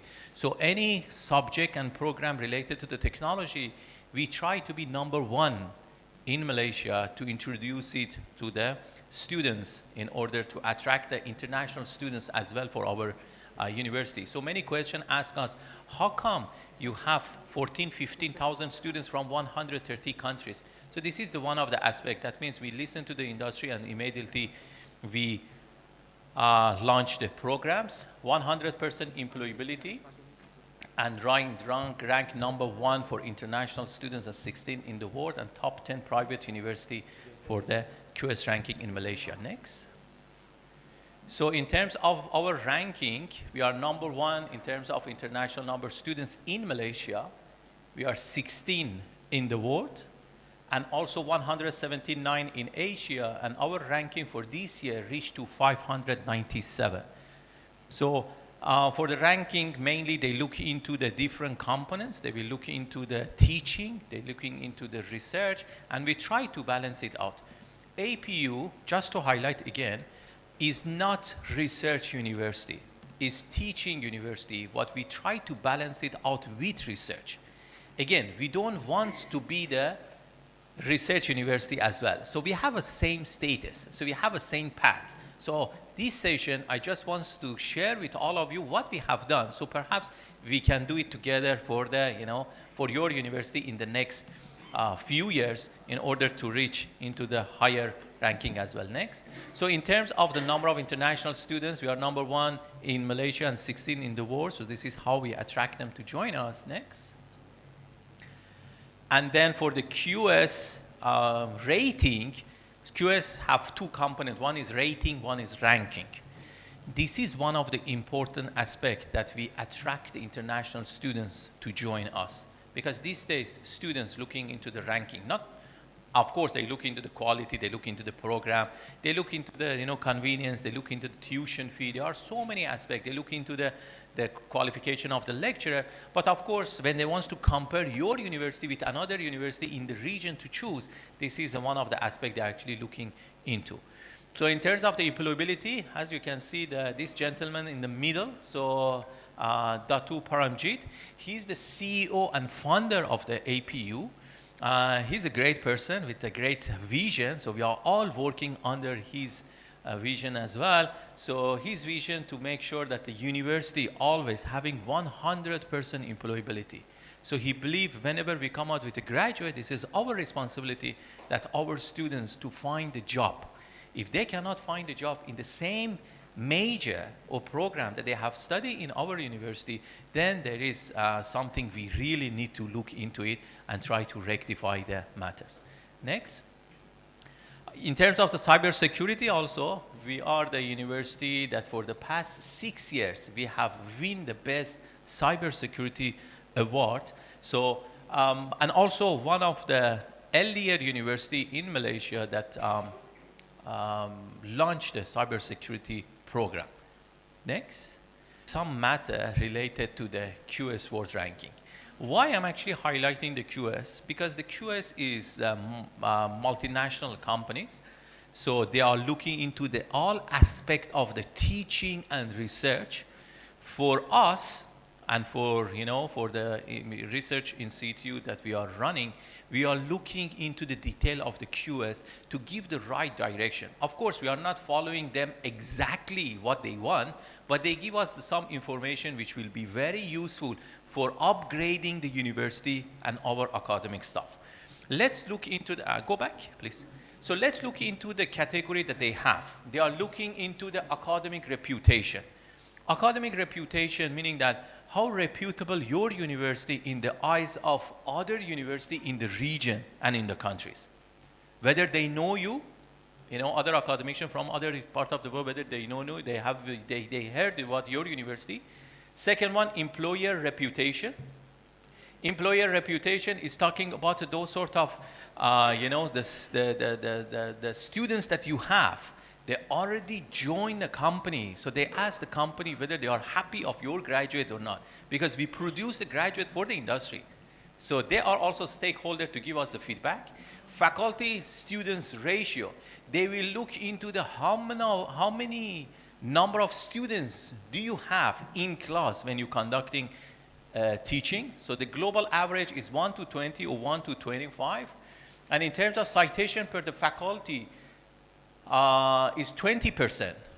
So they look into the 20 to 50, the range it should be 20 to 50, meaning that each paper that we publish on the global average rating, it should be more than 20 citation per paper. International faculty ratio, they look into, it's not that much, it's 5%. International students ratio, also they're looking into the 5%. International research network, we're talking about 5% employment outcome, also talking about 5% sustainability, 5%. But the major, if you look at this exercise, 55% of this entire QS ranking comes from research. Very relevant to all of you, to all the research centers and also academicians who are actually focusing on the research and publication. Again, our main job to do the teaching, but teaching also is the part of the academician, so we need to see how we can do it purposely. I mean, with the purpose. Sometimes we are doing a great job, but if we put the right purpose to our progress, it will give the better result for us and our university. So for this session, I mainly focus on this 55% research to see how we can align the university to become the research university. Again, not research university, but mainly to balance it out with the teaching that we have, and we look into those components. Next. Yeah, this is the result of your university that, I would like to highlight. Very impressive, very, very impressive. It's much more higher than the average of the regional university. So when I look at this data, it's already telling me that UMS have a potential to become the regional hub for the research university, because you have enough internal research grants. You have enough external research grants. That means you are providing all this matter that is very important for the research university. International research also 98, and intellectual property, which is very, very important for the THE. You have enough number. So well done to all of you. Next. For this, I would like to, after your research, which you have done a great job, so I would like to narrow down to your publication.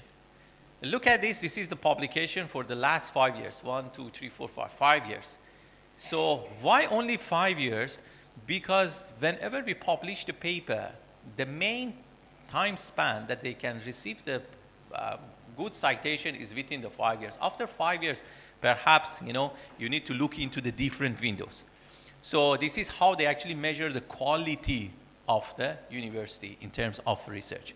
So 2021, you have published 288 papers.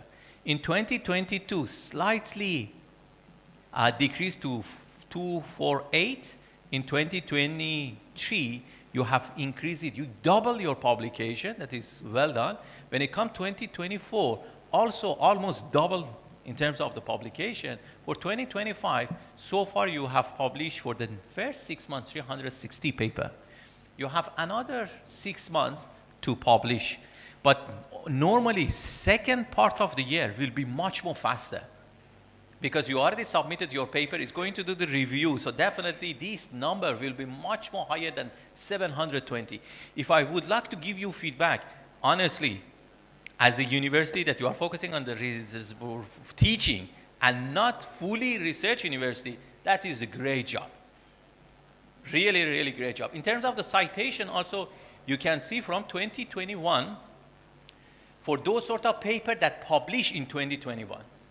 So you receive 4 citations, 149 in 2022, 800, 3,000 and 4,000. Meaning that your citation alone in that particular year in 2025 so far is 4,400.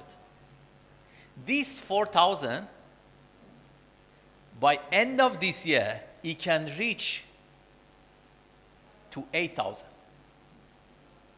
Why? Because this one is for the 6 months. If you're 6 months, you can get the 4,000 citation. Definitely the other 6 months, you can actually get another 4,000. So it will be 8,000.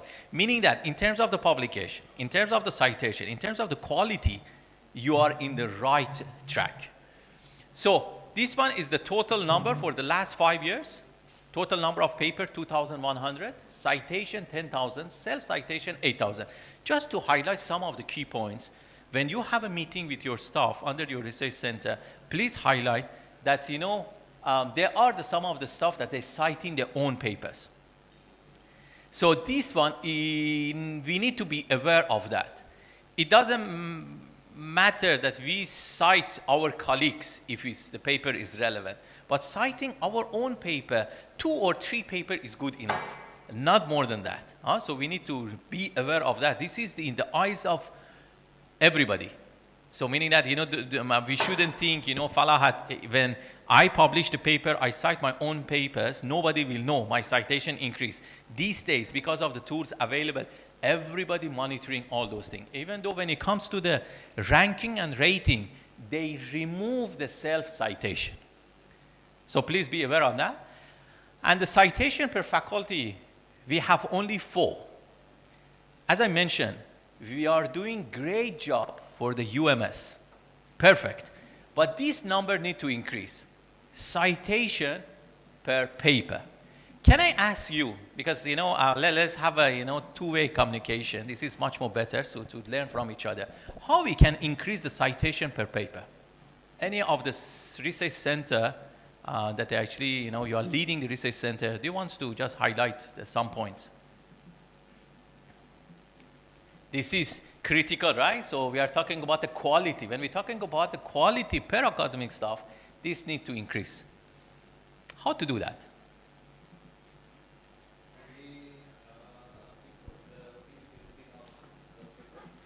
Okay, so improve the visibility of the paper. How we can improve the visibility?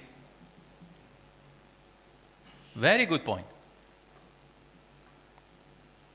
Visibility means we publish the paper in Indonesia, then I want to tell Falahat, hey, in your area, I already published the paper. How you can tell me? Share it in the social media, like linking. So make sure that everybody having the linking account. No shy. When you publish the paper, share it with everyone. I look at that, I say, oh, this is the paper, let me read it. When I read, I say it's relevant to my paper, to my field of study. When I write the paper, I cite you. This is one, linking. We have a Facebook, right? We have the ResearchGate. Make sure all of you, okay, let's move to the next one. What else? Besides sharing on the social media. Because we're talking about the visibility. Visibility is one of the strategies to increase the citation. Join international collaboration. Yes, this is another one. So we will highlight. We will highlight that. This one he heard it from the first session. That's why he's highlighting over here. I will provide some details about international collaborator. So that's what is the advantage. What else we can do? Lady sitting over there. Anybody? In order to increase the citation. We know about increase the visibility. Share it on the social media. Create a linking account. What else we can do? Sorry? Open access journal is another one. So, since we are in the developing countries, some of these open access journals, they will be much more cheaper for us. They give us discount. Publish in open access journals, meaning that everybody have access to it, so they can actually increase. Yeah, that is actually help a lot to increase the citation. What else? Publish in the high impact journals. Yes, of course, when you publish in a high impact journals, definitely your citation will increase, because we tell our postgraduate students, when you come out with the paper, make sure you do the literature review from the top journals, top paper published in the journals. Have you heard about the ResearchGate? Make sure that all of us have a ResearchGate.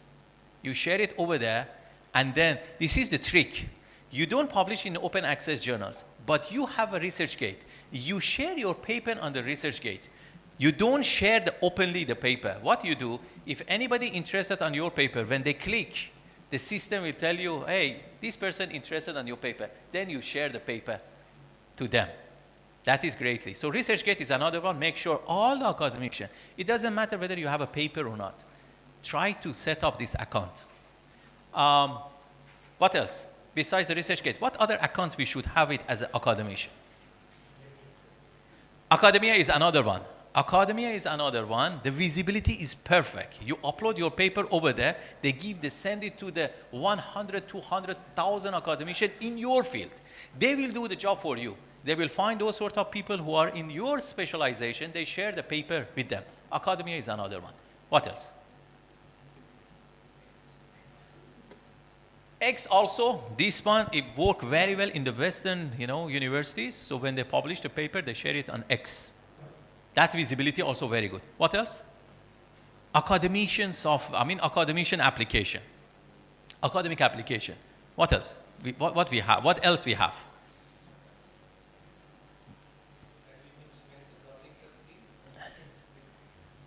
Linker. Yeah, linking, yes.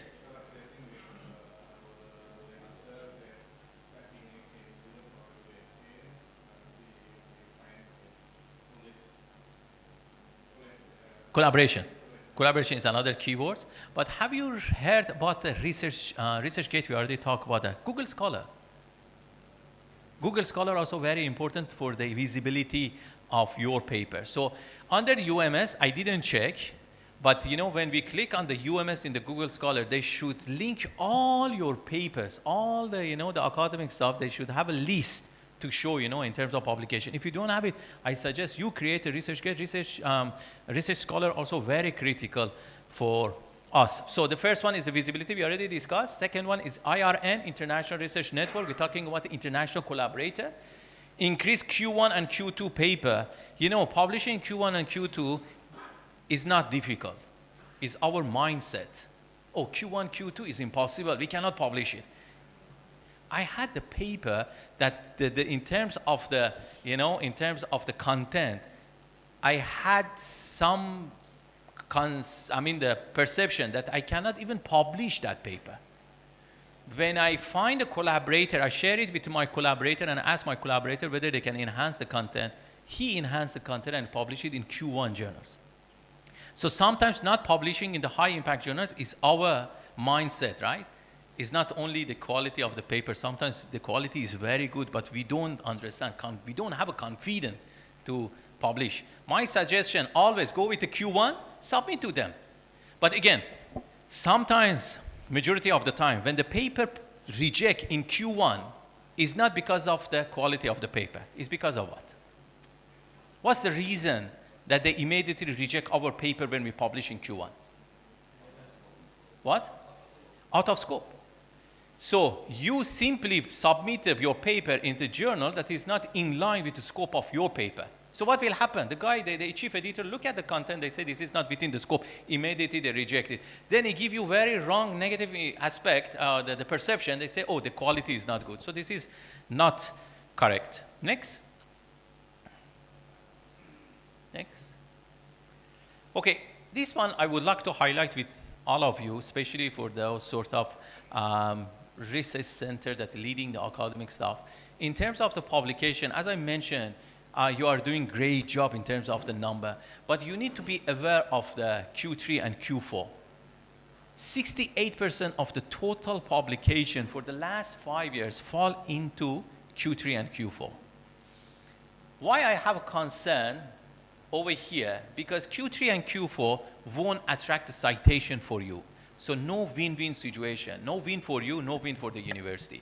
Besides that, for Q4 is at the border of the Scopus criteria, meaning that there is a possibility at any time that paper to be delisted from the Scopus. When the paper delisted from the Scopus, it has the negative impact for your side. So why I'm actually sharing this, I would like you to share with your postgraduate students as well, with your academic staff, try to avoid this Q4 You know, for my university, my academic staff, many of them, when they publish over there, when I assess it after few years, I can see majority of those papers already delisted from the QS. So no point. Next. Let's go more in depth. Look into the year by year, 2022 to 2023, 2024 to 2025. We are talking about the 4 years progress of publication. So for Q1 and Q2, in 2022, UMS managed to publish 45%, 55% in the lower quality. Just look at these red numbers, 55, 67, 72. Can you see the lower quality of the publication increasing? Higher quality publication decreasing, 45, 33, 28. I don't know, you know, what sort of approach UMS having at the back of these numbers, but perhaps this is something that the research clusters or research centers, they need to look into that aspect. For this 2025, for the first 6 months, 62% fall into the lower quality. So we need to see how we can actually lift it to the higher quality, and we already discussed about the matter. By international collaboration, we can increase it to the higher ranking. Next.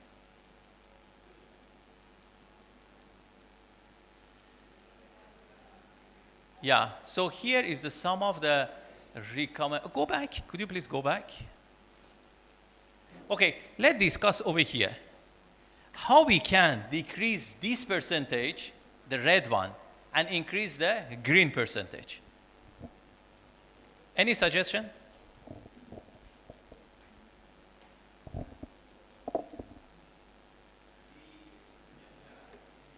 Anybody? We're talking about the Q3 and Q4. We want to decrease the Q3 and Q4 and increase the Q1 and Q2.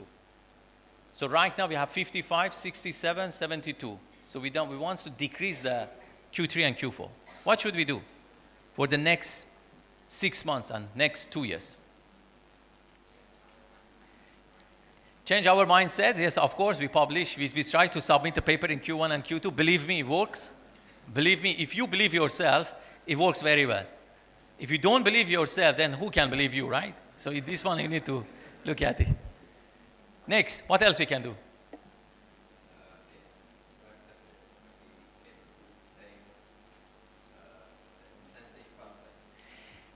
This is good. So this one actually comes at the higher level to look into the incentives. So when the academic staff publish in the Q1 and Q2 provide some incentives. In APU, we don't. In APU, we don't. Some of the public university, they do in Malaysia. Meaning that if you publish in Q1 and Q2, they will give you incentives. They will say, oh, you have done the great job. So this is 1,000, 2,000, I don't know how much, but we know that they pay. But when it comes to the another strategy, we're talking about the open access. When you want to publish in open access, we need to pay, right? Some of the university, they can come out with this policy to support the publication in Q1 and Q2. Meaning that if academic staff submit a paper and get accepted in the paid journals, so the university will pay. So that is another approach we can actually have it and suggest to the senior leader to consider to increase the high quality publication. And it's very critical for the university. It's very good reflecting the university as well. What else we can do? Yes.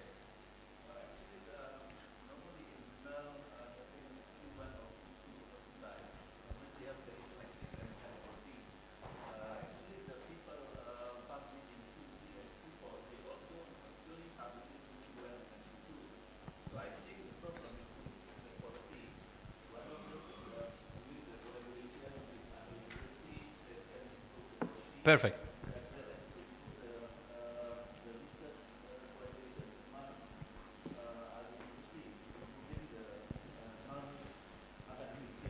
Okay, so my staff, when we done the analysis, we had exactly the same result in the last 24 months. So when we present to them, right? What we did, exactly many of them, they said this is the quality issue, we cannot publish on that and this. But we came with the right policy. And today I'm telling you, more than 83% of our paper, 83%. What has happened within 1 year? 83% of our paper is fall into Q1 and Q2. Because we tell the academic staff, Q3, we don't sponsor. Q4, we don't sponsor. Q1 and Q2, we sponsor. And you need to come out with a joint paper with international collaborator. If you find international collaborator, we will support you even further. So when you get the international collaborator for your paper, they can help you greatly in terms of the lifting the quality and revamp the entire paper to make it suitable for the journals. And again, I would like to highlight, when you submit into the journals that have a different, the diverse collaborator from different countries, the chances to be accepted in Q1 and Q2 is more than 80%, more than 80 to 85%. If you publish the paper within your university, I would say the chances of the publication in Q1 and Q2 is almost zero in high, in high impact journals. Because let me explain to you. I'm the chief editor, right? I want to increase the citation of my journals as well, because I want to increase the ranking of my journals. This is my responsibility. So if I get the collaborator, let me go through the next slide, then I can explain it from there. Could you please next? Sorry, this one is not. Yeah. Next. Next. Look at this. This one highlighting, when you publish the paper with international collaborator, your citation increase 300 times. So if you submit the paper to my journals with international collaborator, I'm sure that the citation of your paper increased 300 times in comparison to the previous paper that you published without international collaborator. In that case, as the chief editor, I have the higher chance to accept your paper. But if you come out with a paper with the, your university, the co-author, then there is the, definitely I'm not interested, because I know the citation won't be there. Can you go to the next slide? This is the data of your university, right? Look at that. So the first one, look at this is UMS publication with international collaboration, attracting citation 10 times. 10 times meaning that we are talking about 1,000%. And I have a proof. When I look at into the international collaboration, out of total number of papers that you have published, 30% is with international collaborator. Roughly 629 paper. How many percentage, how many number of citation those sort of paper attracted? 10,800. So it brings the number of the citation per publication to 17.2. So this is very good indication for those sort of journals to see if the paper comes with a multiple international collaborator. They should the paper, they should accept the paper because it will help to increase the citation. Look at the only national collaboration. What does it mean only national collaboration? Meaning that you came with a paper with other Indonesian universities. Almost 620. How many citations? 1,006.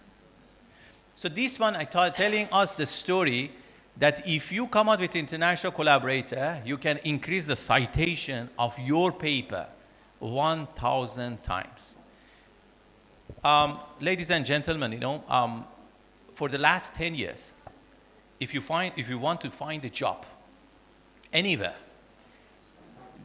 they ask you how many subjects you have taught, what is your specialization, that is as your responsibility. But they look into the number of publication. How many papers you have published when you want to go for the job interview and get the job or anywhere. These days, they don't ask you about the number of publication. They ask you what? They ask you about the number of citation. They look into the H index. They don't look into the publication number anymore. Because publication number is not signifies anybody. No point we publish the paper and nobody cite. Nobody cite means what? Nobody care even to read the paper. So that's why as academician we need to look into the aspect of international collaboration and also break it down based on the year we are growing, UMS growing very fast for international collaborator. From 2021, only 95 papers, to 2024, 173 papers. Meaning that is working very well with all academic stuff over here. However, you need to look into other category as well. Only national collaborator. Also, you're increasing the number greatly. In terms of only institutional collaboration, also that number increasing. So what we need to do as academic staff, as a research center, we need to advise our staff to make sure for these three categories, include the international collaborator for win-win situation, for your benefit as well. Next.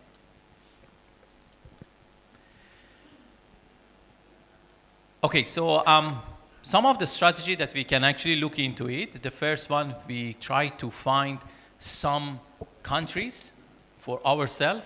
When we conduct the research, we try to see whether we can find a collaborator from those sort of region. Align the school KPI with international collaborator. You know, in APU, honestly, just to highlight, also we don't have a KPI.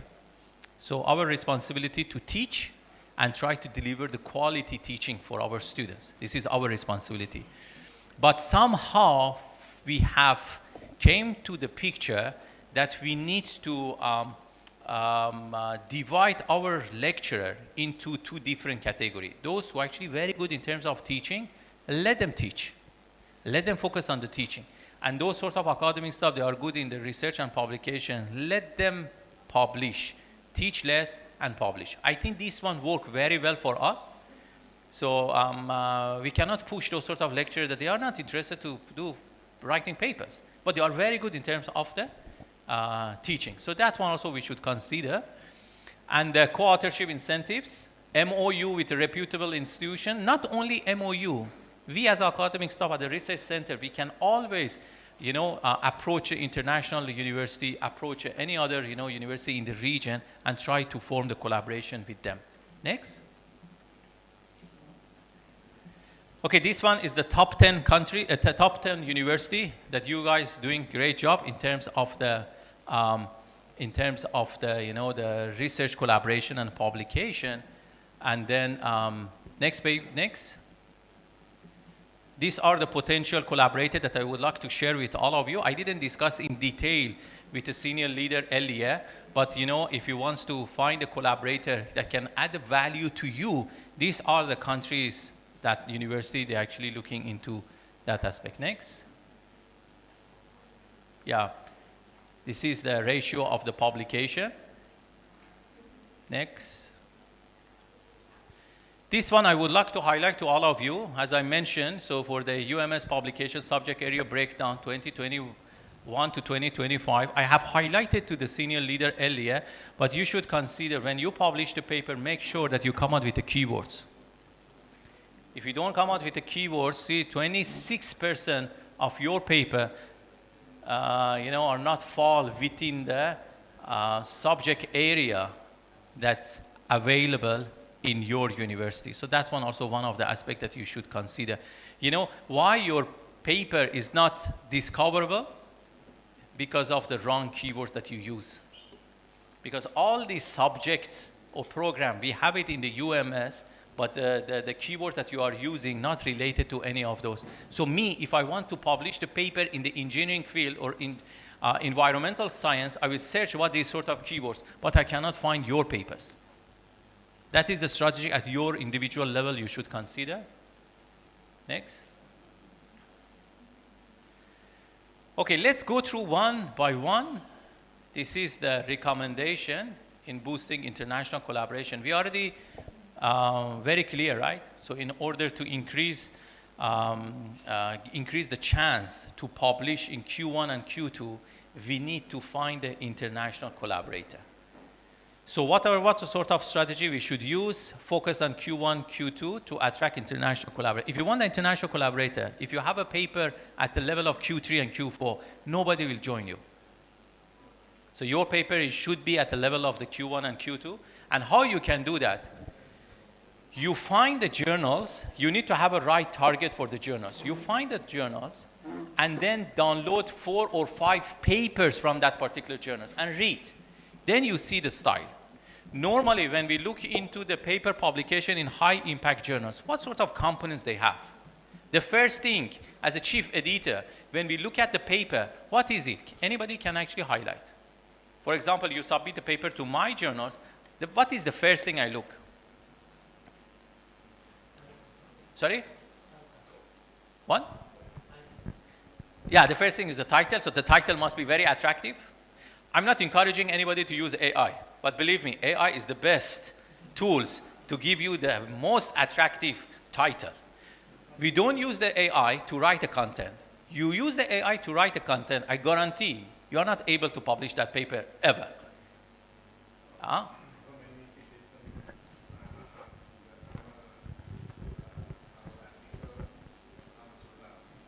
The journal, how many? Perfect. The first thing I look at the title, whether it's attractive or not, whether it's related to the scope of my journal or not. So we cannot blindly say, okay, you know, my colleagues publish in the Q1 this journal, it seems it's very easy, so let me also submit to them. It won't work like that. So the first one is the title. The second one, that title, it should be related to the scope of that particular journal. We need to read the guidance of that particular journal. The second thing, I will look at the co-authorship. If you have it only from the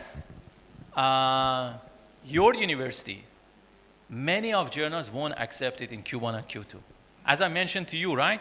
So if you come out with an international collaborator for your paper, the citation increased 300 times. In your case, 1,000 times. Me, for my journals, I want to increase citation as well, because this is count for the impact factor. The more impact factor I have, the better quality of my journals. I want that as well. So another factor is the diversification of the co-authors. What is next? As a chief editor, if you want to publish in Q1 and Q2, what actually chief editor look at? Next, they will look into the abstract. What we should have in abstract?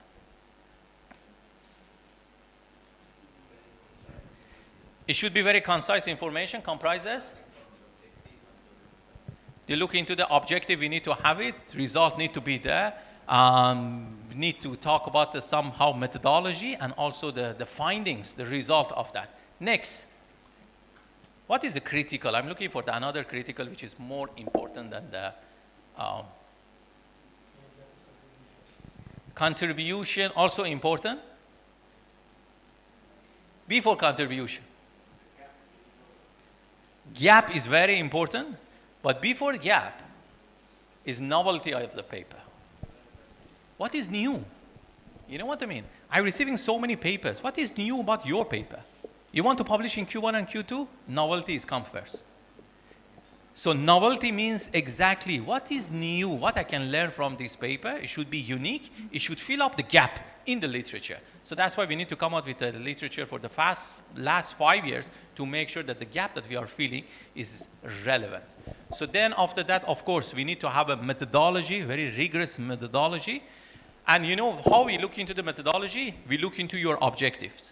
Objective number 1, then we come to the methodology, how your methodology or how your method can achieve the first objective.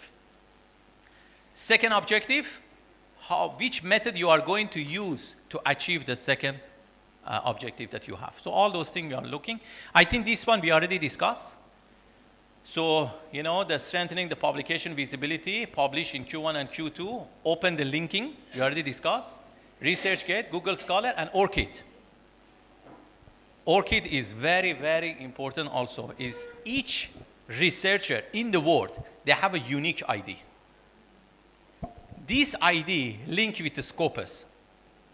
Whenever you publish any paper, this ORCID will automatically find that paper and register it in the database. You cannot modify this information inside related to the publication. So Scopus database, read it from the ORCID. So we need to make sure that we have an account with the ORCID as well. Next. So enhancing academic, the present, applying for get the opportunity. Other university that you have a very good relationship with them, just ask them if they can appoint you as a joint professor. Go and visit them, try to communicate with them, attend the international conference that they are having.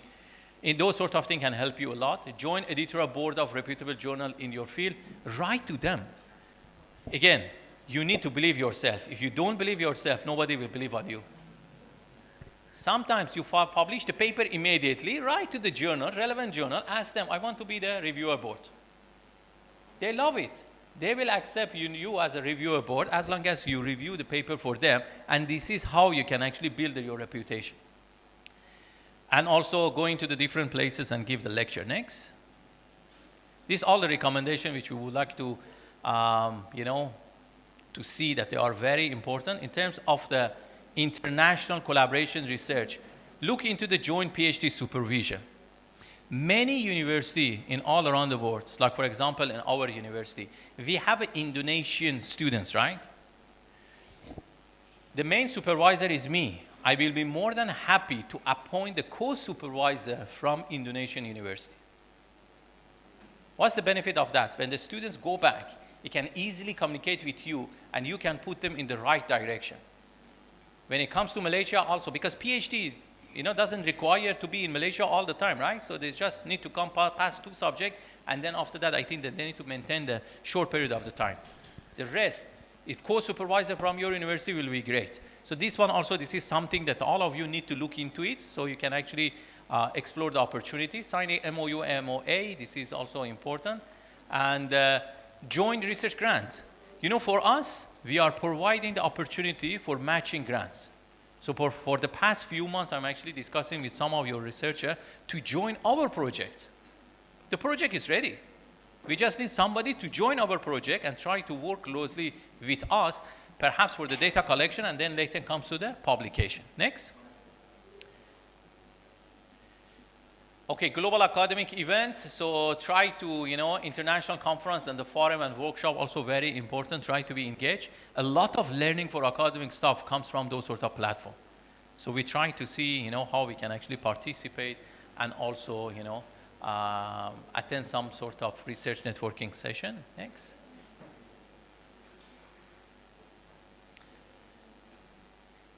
This is another one that we are suggesting to launch an international research in resident program. Some of the researchers from different parts of the world, from US, from the Europe, and from other parts of the Asia and Middle East, they actually prefer to find one place in the hosting university just to do research. You just need to give them the table and chair and no cost for your site. Last week, we had one visiting professor from Africa. That professor wanted to come to Malaysia for 2 weeks. He asked us whether we can actually provide a facility for him to become the visiting professor. He came in, then what we did, no cost for us. What I did, I arranged few sessions for him to talk to the students, to talk to academic staff, and my researcher to work closely with him for joint publication. We managed to draft 3 papers. So he came over there to enjoy the holiday and also doing some sort of research, and we utilized him in the best way possible to collaborate in terms of the research project. So this is one of the aspects that the university can look into it, and then our academic staff can communicate with him to learn from him what they are doing. Next. I think this is the last recommendation for international collaboration, is the seed grants for international co-authorship and embedded international collaboration KPI into the academic appraisal. I'm not sure whether, UMS can implement that, but in APU we have implemented that. So anybody wants to go for promotion, we are looking into those sort of aspects. We're looking into the publication, we're looking into the international collaboration. Also, this is one of the aspects, this is important for us to look and reconcile and reward faculty with the highest international engagement. Some of the countries that you have publication with, the citation is greatly enhancing your performance and also university. I think university should identify them and award them, and then invite them to give the talk for the sharing knowledge. For us, anybody published in Q1, we actually give them the award, we actually bring them for the sharing, with other academic stuff. We need to build the culture.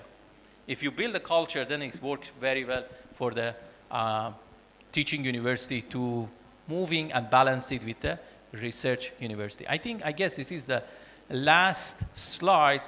Then I would like to open for the QA. If anybody have any question, we want to discuss how we can do things differently, I'm more than happy to answer. All right. Thank you very much. Give applause. Have a seat, Thanks. Professor Sure. here. Thank you so much. That's very interesting material from Prof. Falahat. We got many key strategies to enhance our research collaboration and research publication, especially not only the quantity but also the quality. All right, now we are going to the Q&A session. Please, if from Bapak Ibu there is any questions or discussion, the time is yours. Any question? All right, Pak Rama.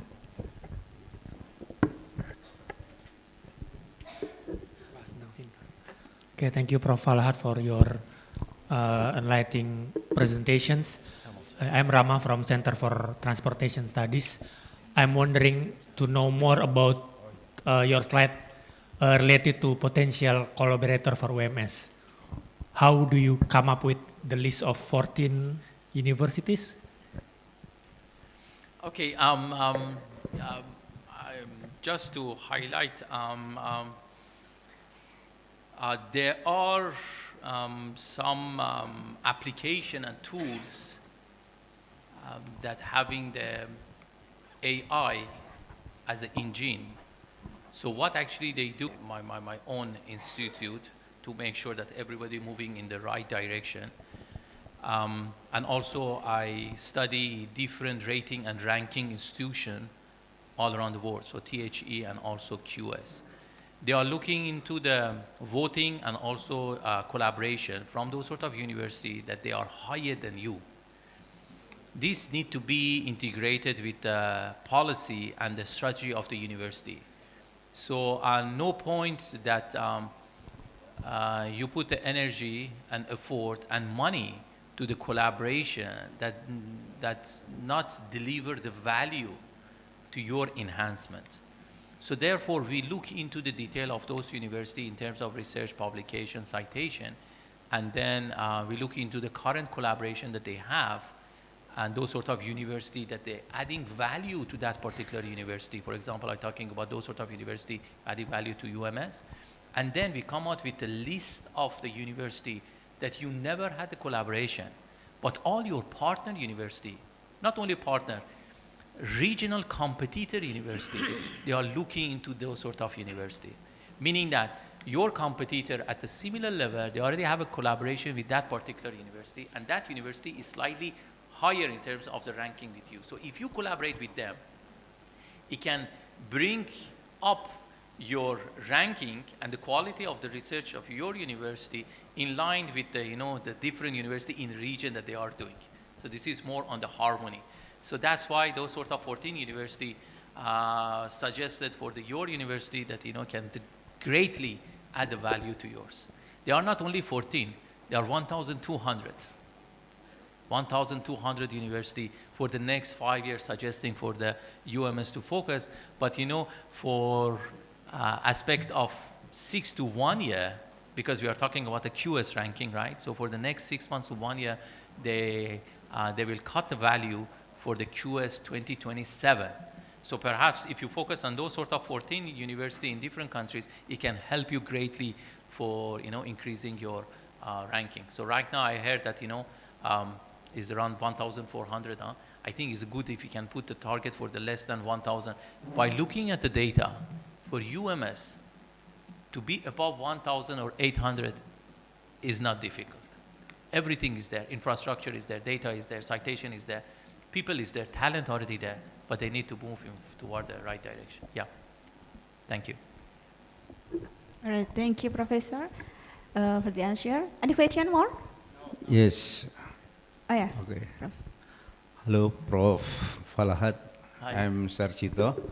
Nice to see you again after having dinner last night. Nice to meet you. Yeah. What I would like to ask is, at UMS, there are several research centers, or I would say research group, yeah. Of course, with research activities, and also some of them having the intellectual properties. However, it is challenging or difficult to realize to downstreaming and commercialization process.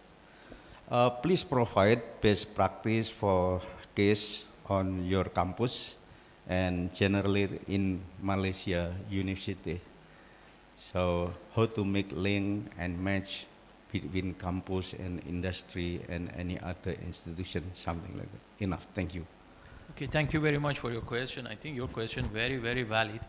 And this is something that all the university all around the world, they are suffering. Because there is a huge gap between the academician and also university and industry.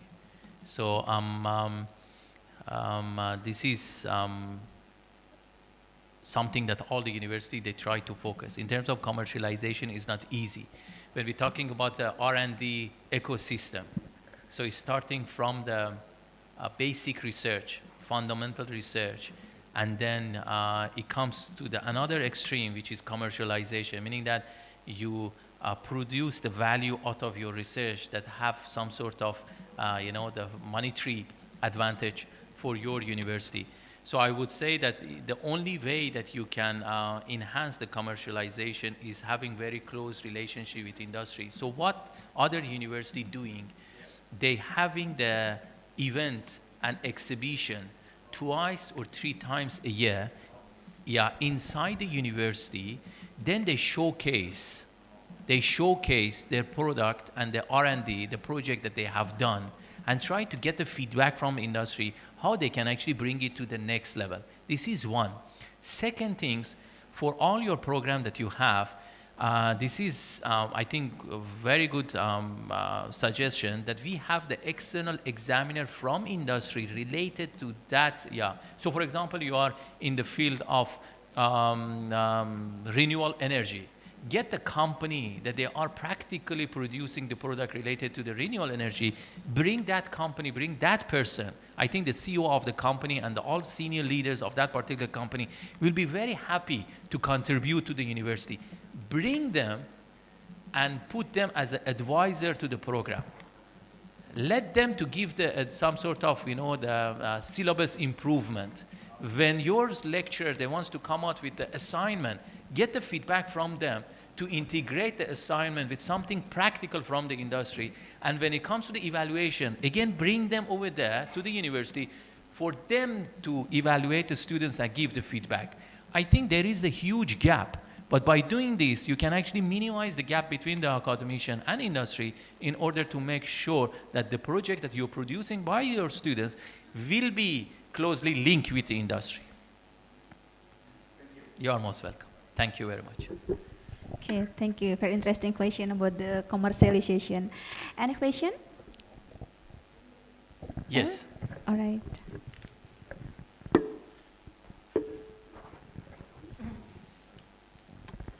Assalamualaikum warahmatullahi wabarakatuh. Waalaikumsalam. Yeah, my name Abdillah from Central Studies. Yeah. Prof, I want to know exactly how to make connection with a specific expert in your university, APU, especially expertise on literature and humanity, because until now I'm still difficult to connect with specific person, to make collaboration and research about literature and humanity. Thank you. Thank you very much for your question. May I ask, you have the idea and you have a concept, but you need the support for the literature review. Am I right? My concept concerning with the research, in line with my friend, Central Studies. We focus on, beside literature, on social problem, also such kind of political conflict. Okay. I think I tried to answer that question. Do you know about the Scopus database? You go to the Scopus database, and then there is the option recently added to the Scopus is the AI. They actually, what they can do, there is a filtering. When you come out with the filtering, they will ask you, for example, for how long you want the paper to be found in your area. You put your keywords, for example, the keyword in your field of study. You tell them you want the paper for the last 5 years. Then you tell them in which area you want the paper. For example, if it's business, marketing, or where, or political science, they have an option for you to choose. You can tell them from which country or which region you want those sort of literature or paper. It can narrow down the paper, and they come out with a 10,000, 15,000 paper for you. Then there is an option for AI. They can summarize all the paper, so for you to read and see which paper will be relevant. So this is the fastest way that normally these days can be done. So, and that is publishable. So we have published a paper in that aspect. We call it bibliography. So they can summarize the entire literature in the Scopus database that's published in Q1 and Q2, and they give you very good idea on that. So unfortunately, this round, I'm not in for the training, but if next time I got the opportunity, I can provide the training, hands-on approach, how you can do the literature review by using the Scopus database. Because right now also our students not very clear when they want to do the literature review, where they can find the paper, how they can do the literature, how they can, to make sure that they can come up with a bibliography that will be useful, and they give them the direction to find the gap. I believe the Scopus can help a lot. All those options are available and free of charge. You can use it, it can give you right paper, and it can help you greatly for the literature review. Yeah. Okay, thank you. Thanks. All right, I think it's still have 10 minutes again. Any question? Perhaps one more question from Ibu-Ibu. Is there any question, Ibu-Ibu?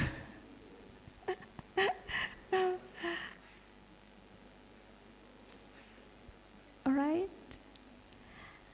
I think enough, Professor. Enough, Prof. Amber. So I would like to thank each and yes, we have one question. Oh yeah, okay. Selamat.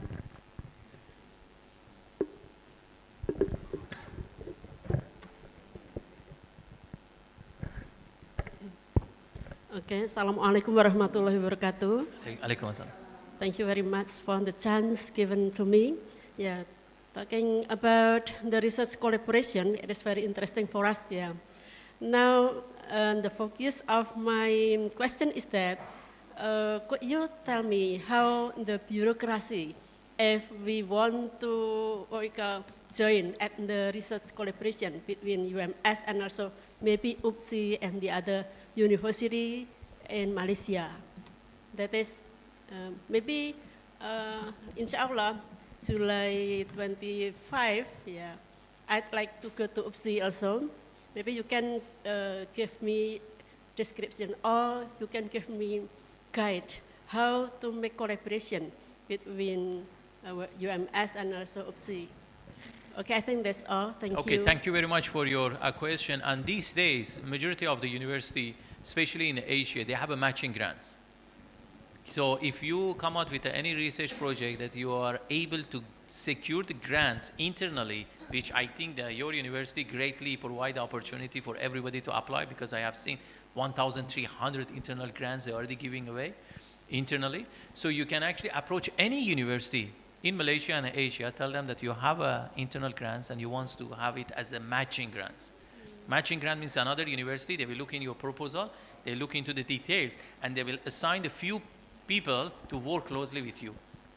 I mean, you just need to approach the right, the person in charge. For example, you look into the director of the research, you look into the vice chancellor of the research, or look into the research center. Definitely, it won't be any barrier for the international collaborator. Because this international collaborator that we have seen, I highlighted at your university that it can increase the citation 1,000 times. This actually tally with other universities as well. So this is the opportunity that all universities all around the world are actually exploring. So you just need to venture out, communicate with them, send an email to them, and tell them how good you are in that field of the study, and you're looking for the collaborator. Definitely they will introduce to you. And whenever you come to Malaysia, please do let me know. I would like you to visit APU, to visit us in APU, and I show you, how we do. Yeah, greatly. Okay, thank you very much. Yeah. Okay, thank you, Ibu. I think enough Thank you so much, Prof. Falahat. Thank you very much. Thank you very Please much give for your applause time. one more. I really appreciate it. Thank you, thank you. Okay, I will close this Thank you for your session. time. Thanks so much for attending. Oh, yeah, Bapak Ibu, please go ahead here to take photo session with all of you.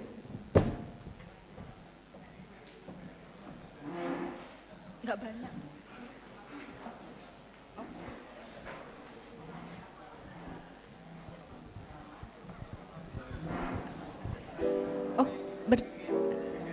Oh, berdiri. Oh, Bapak Ibu di tempat apa dari? Oh, di tempat masing-masing nanti difoto dari arah sini. Ya.